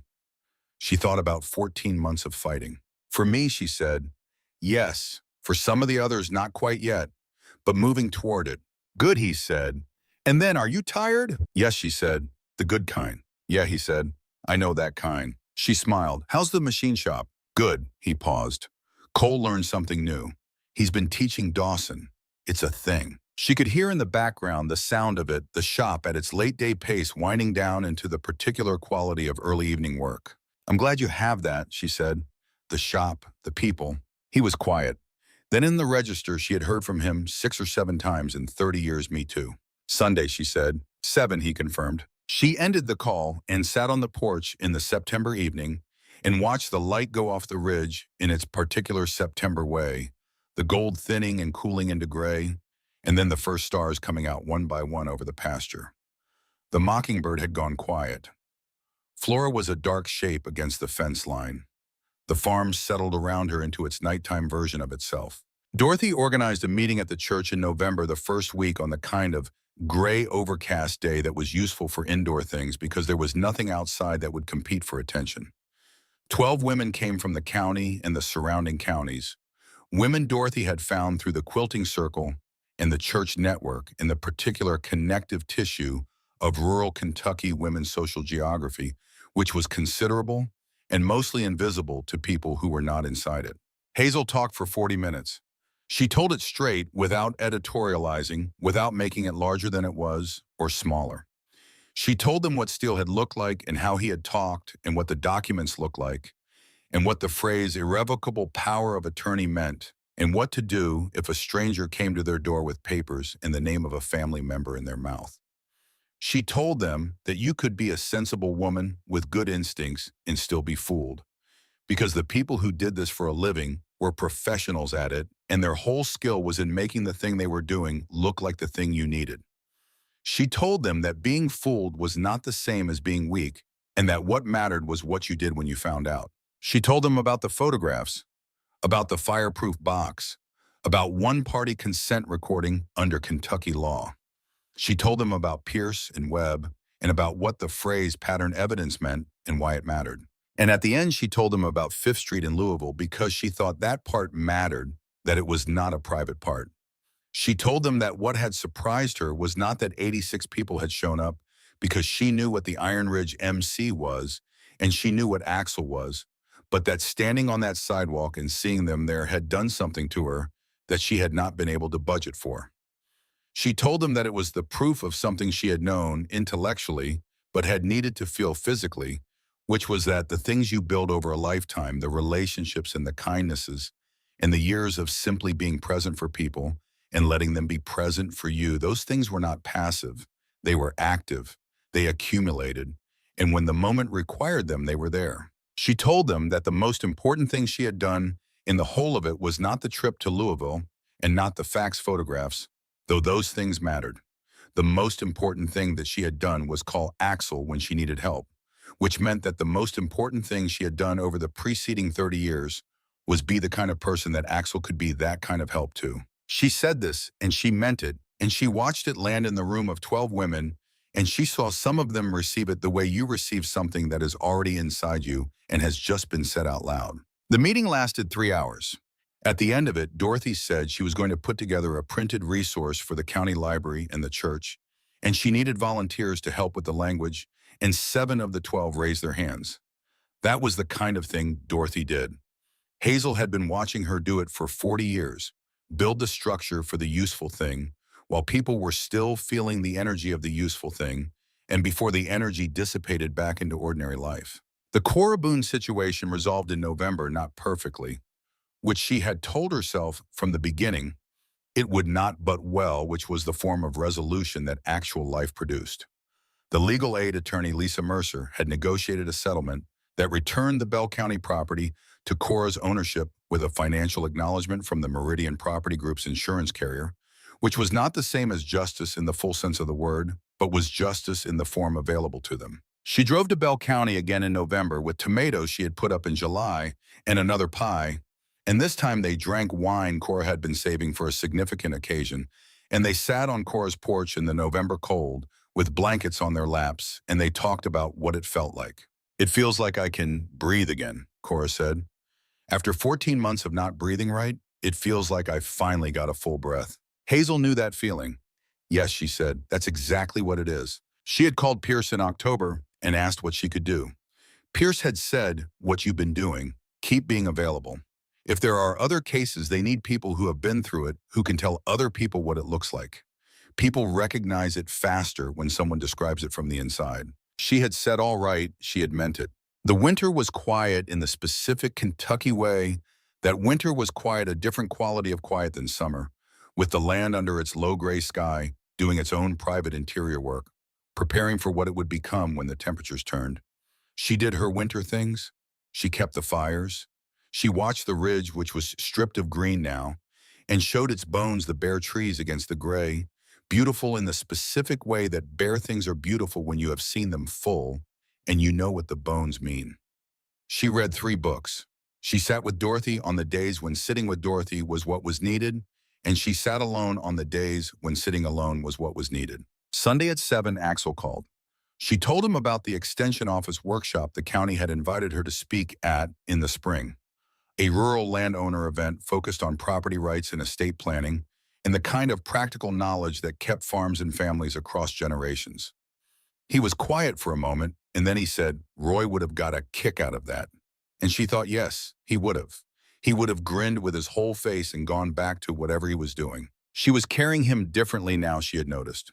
Not less, not with less weight, but differently the way you carry something when you have found the right position for it, when the load is the same, but the distribution has shifted and you can walk farther with it. She put her feet on the floor in the January dark, and she put her hands on the windowsill and looked out at the farm in the early morning light, at the fence posts and the barn and the stone walls and the pasture where Flora was already moving, already doing the business of being a creature in the world with work to do. The coffee was already in the pot, set on the timer Roy had bought her 2 years before he died because he had known her well enough to know she needed the coffee waiting. When she got up, and she had never had the heart to change the timer, even in the years since, and in a way she had come to appreciate it as the daily small continuance of Roy's knowledge of her persisting in the only form it could. She poured her cup. She went to the window. She stood in the morning light and she breathed, and she was home, and the home was hers, and everything that had been taken at it was still standing. Spring was coming. She could feel it the way you could feel it in Kentucky, not in the temperature which stayed cold, but in something under the cold, some preparatory movement of the ground. She had been feeling it her whole life on this land. She trusted the feeling. The fence panel on the east side was holding. Flora was doing well. Gerald would be back in the oak tree when the season turned. She would be here when he was. She had a fence panel to check, and tomatoes to start indoors before the last frost and Sunday was 3 days away, and she was going to make biscuits for that too because biscuits were an act of confidence. And she had never entirely disagreed with that assessment, and she had no intention of starting now. She drank her coffee. The morning came up over the ridge the way it always did, slow and gold and indifferent to human trouble, and she watched it come with the same attention she had always given, the attention of a woman who understands that mornings are not promised and who does not take them lightly. And Gerald began. She was here. She was home. The farm was hers. Everything that mattered was still standing, and the woman who had made sure of that stood at her kitchen window in the morning light and drank her coffee and watched her land and was glad and was ready for whatever the day would ask of her and was not afraid. She thought about strength that does not announce itself. She had been thinking about this since the sentencing, turning it over the way you turn over a phrase that has arrived from somewhere and settled, and you are not entirely sure where it came from. She had been surrounded by strength her whole life. Roy's strength, which was the quiet domestic kind, the kind that shows up at 5 in the morning without complaint and goes to bed last and does not require anyone to witness it to make it real. Axel's strength, which was different, which had that particular quality of having been built rather than inherited, constructed deliberately from materials that were not intended for that purpose, the way a strong thing is sometimes made more interesting by the difficulty of its making. Dorothy's strength, which was the connective kind, the strength of someone who understands that everything is built on relationship and who has spent 50 years attending to the mortar between the bricks. And then there was her own, which she was still in the process of understanding. She had always thought of herself as stubborn rather than strong, which was a distinction she had maintained for decades, the way you maintain a useful fiction, because stubborn was a word that diminished the quality it described, and strong was a word that claimed too much. But somewhere in the months since the fax pages had come off the machine tray, since the photographs in the circuit court in Pierce in Louisville, and the sentence, she had begun to revise that self-assessment with the same honesty she applied to other things. It was not stubbornness that had kept her at the kitchen table spreading those pages for the 4th time. It was not stubbornness that had sent her up to Marcus Webb's office with the photographs and a notarized statement. It was not stubbornness that had put her in the elevator to the 3rd floor of a building on 5th Street in Louisville with an envelope under her arm and her good shoes on. Stubbornness was about not changing. What she had done was about something else entirely. It was about knowing what the situation required and being willing to be the person who did it. That was a different thing. That was the thing she had been trying to describe to the 12 women in the church room and had partially succeeded in describing the thing she had been trying to name all the way back to the kitchen table in July, when she had first spread the fax pages out and sat with the knowledge of them. The thing she had been trying to name was simply this, that she was capable. Not capable of everything. Not invulnerable to harm or mistake or the slow erosions of time and loss. She had made a mistake. She had signed a document she should not have signed because she had wanted something badly enough to let the wanting interfere with the seeing. That was true, and she was not going to revise it. But capable within and after the mistake of the specific thing that the situation required.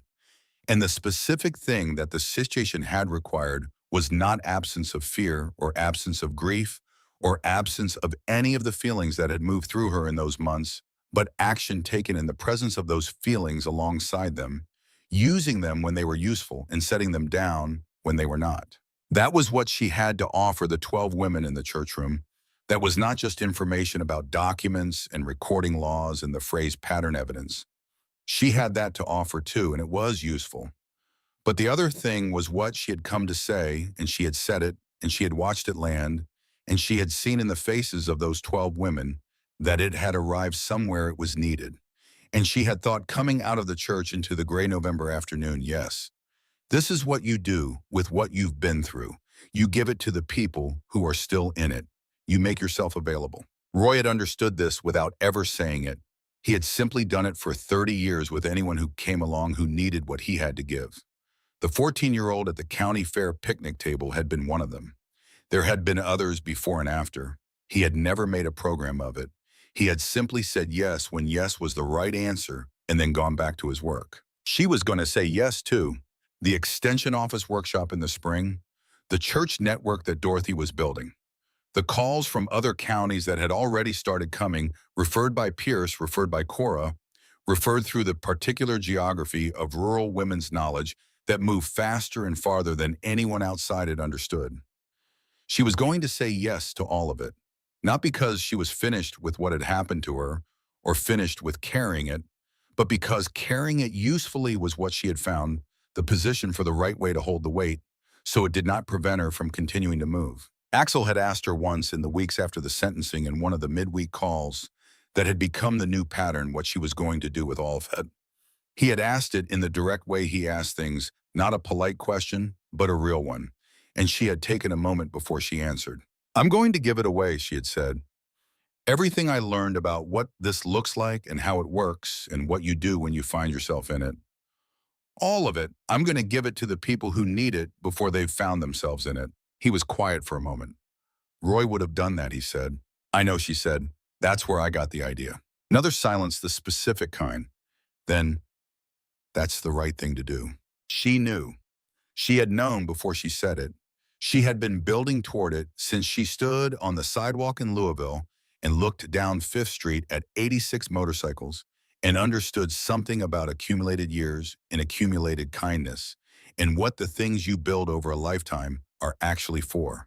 They are not for keeping. They are not for looking at from a safe distance. They are for use. They are for the moment when the moment requires them. And the moment, it turned out, was not singular. The moment was ongoing. The moment was every woman in a similar position who had not yet been able to see past what she was afraid of to what she was capable of. She had been that woman.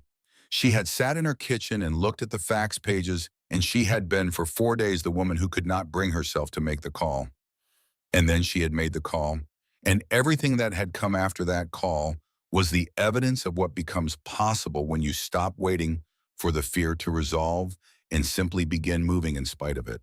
She wanted to say that. She wanted to be specific and honest and plain about it the way Roy had always been specific and honest and plain about the things that mattered. She wanted to say, "I was afraid. I made a mistake. I called for help. I moved forward. And here I am." Not unscathed, not unchanged, not free of the ongoing work of carrying what this cost me. But here, standing on ground that is solid and mine, that is the whole of the lesson and also the whole of what I have to give. She would give it in the spring, firsting at the extension office and again at the church and again wherever it was needed. She would give it in the particular way she gave everything that mattered, which was directly and without performance, and with the specific intention of being useful rather than impressive. That was the plan. She had a plan. She always had a plan. The farmhouse was quiet in the January dark. The timer clicked on in the kitchen, and the coffee began its work.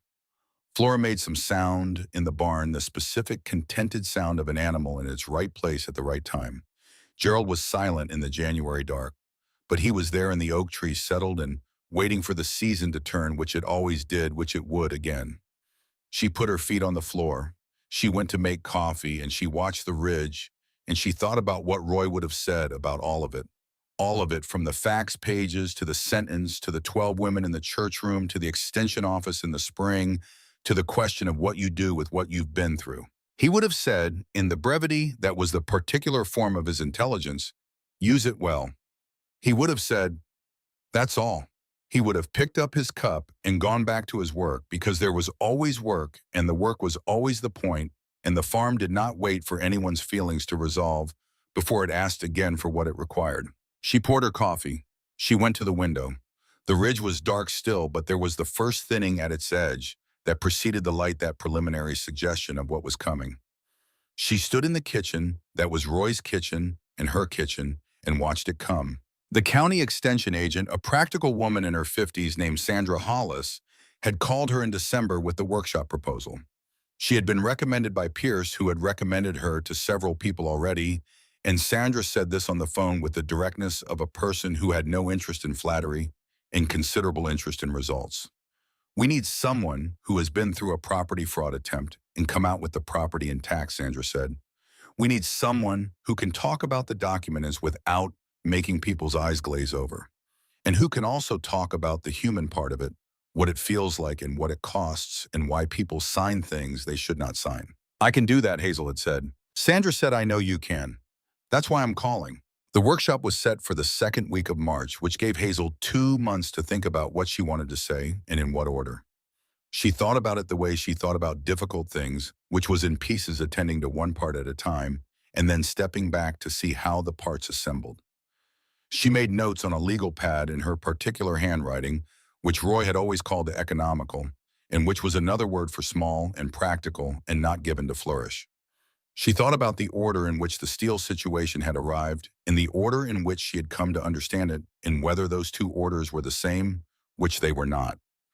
Understanding had lagged arrival by several days at first and then caught up and overtaken it so that by the time she was driving to Louisville, she understood the situation more completely than Steele had counted on her understanding it. That gap, the distance between what he had assumed and what was actually true, had been her primary advantage. She wrote that on the legal pad. Then she wrote under it, what they are counting on is the gap between what you know and what they think you know.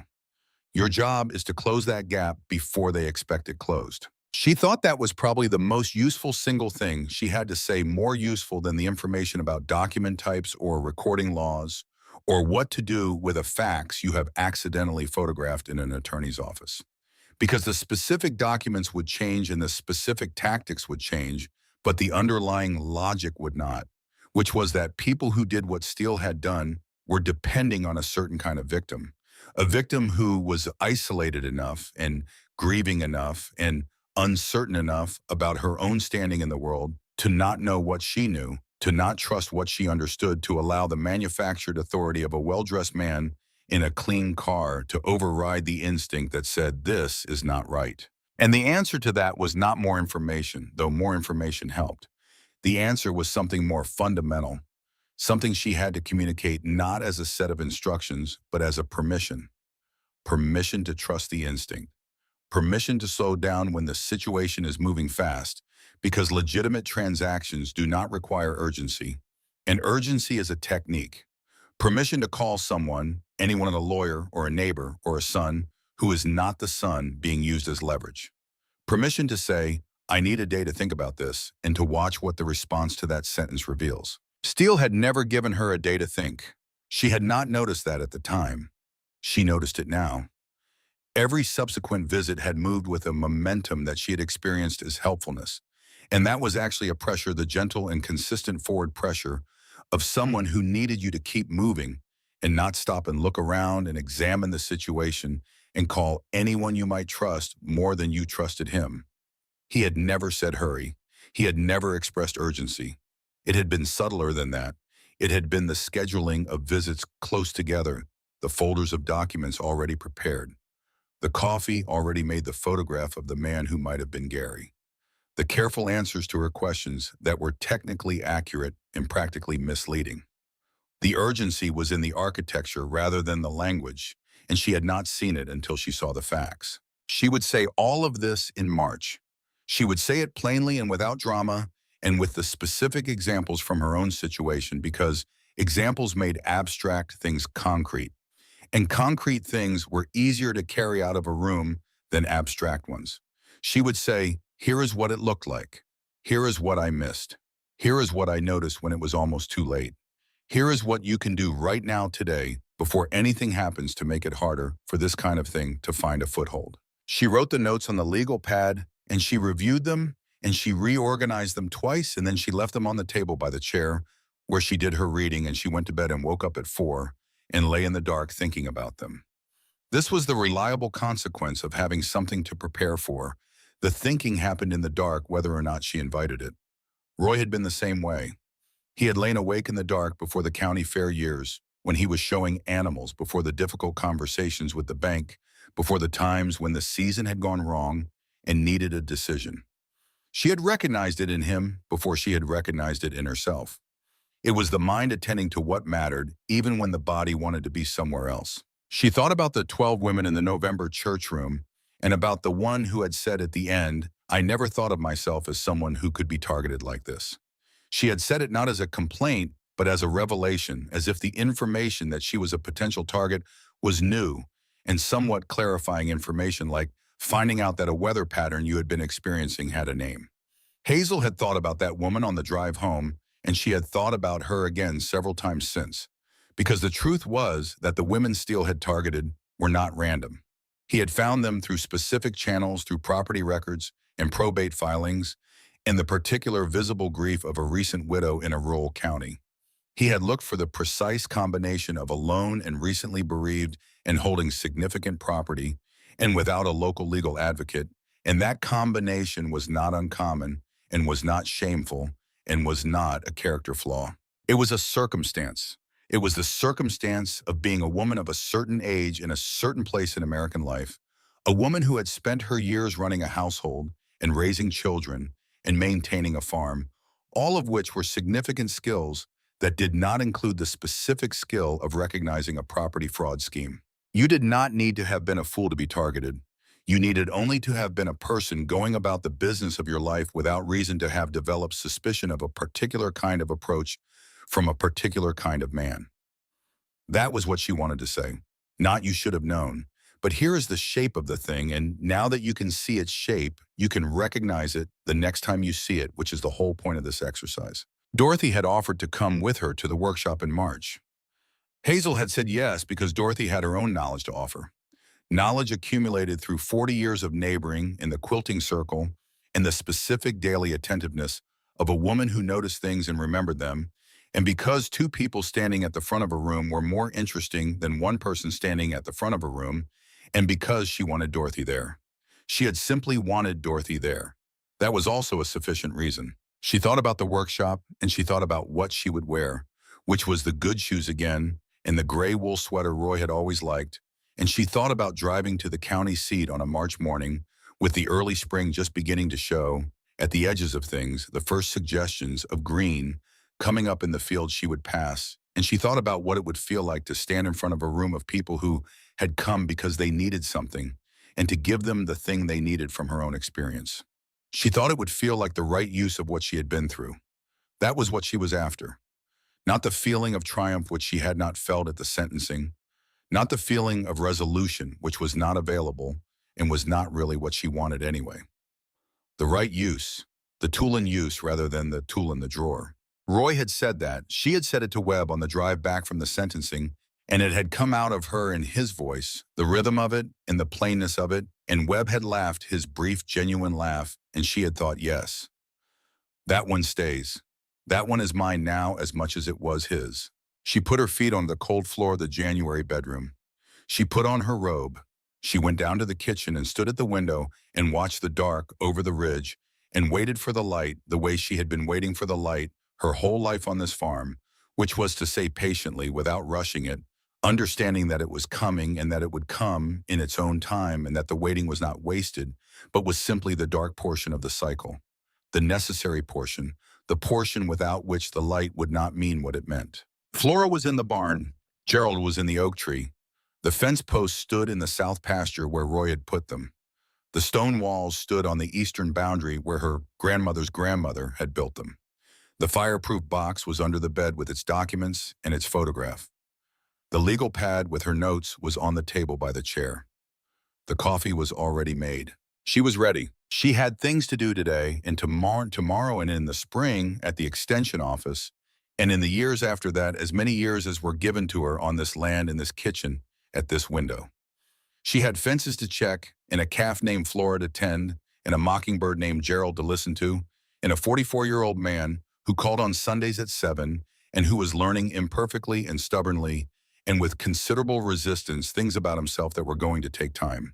She had Dorothy next door and Cora Boone in Bell County and 12 women who had raised their hands and the 2 women whose names she kept and the ongoing work of making herself available to the ones who would come after. She had all of it, and the morning coming up over the ridge and the coffee warming both hands and the ground solid under her feet, and the knowledge which she had arrived at late and paid for and now owned completely that she was capable. That was enough. That was, as she had told herself in a different month, in a different state of things, everything.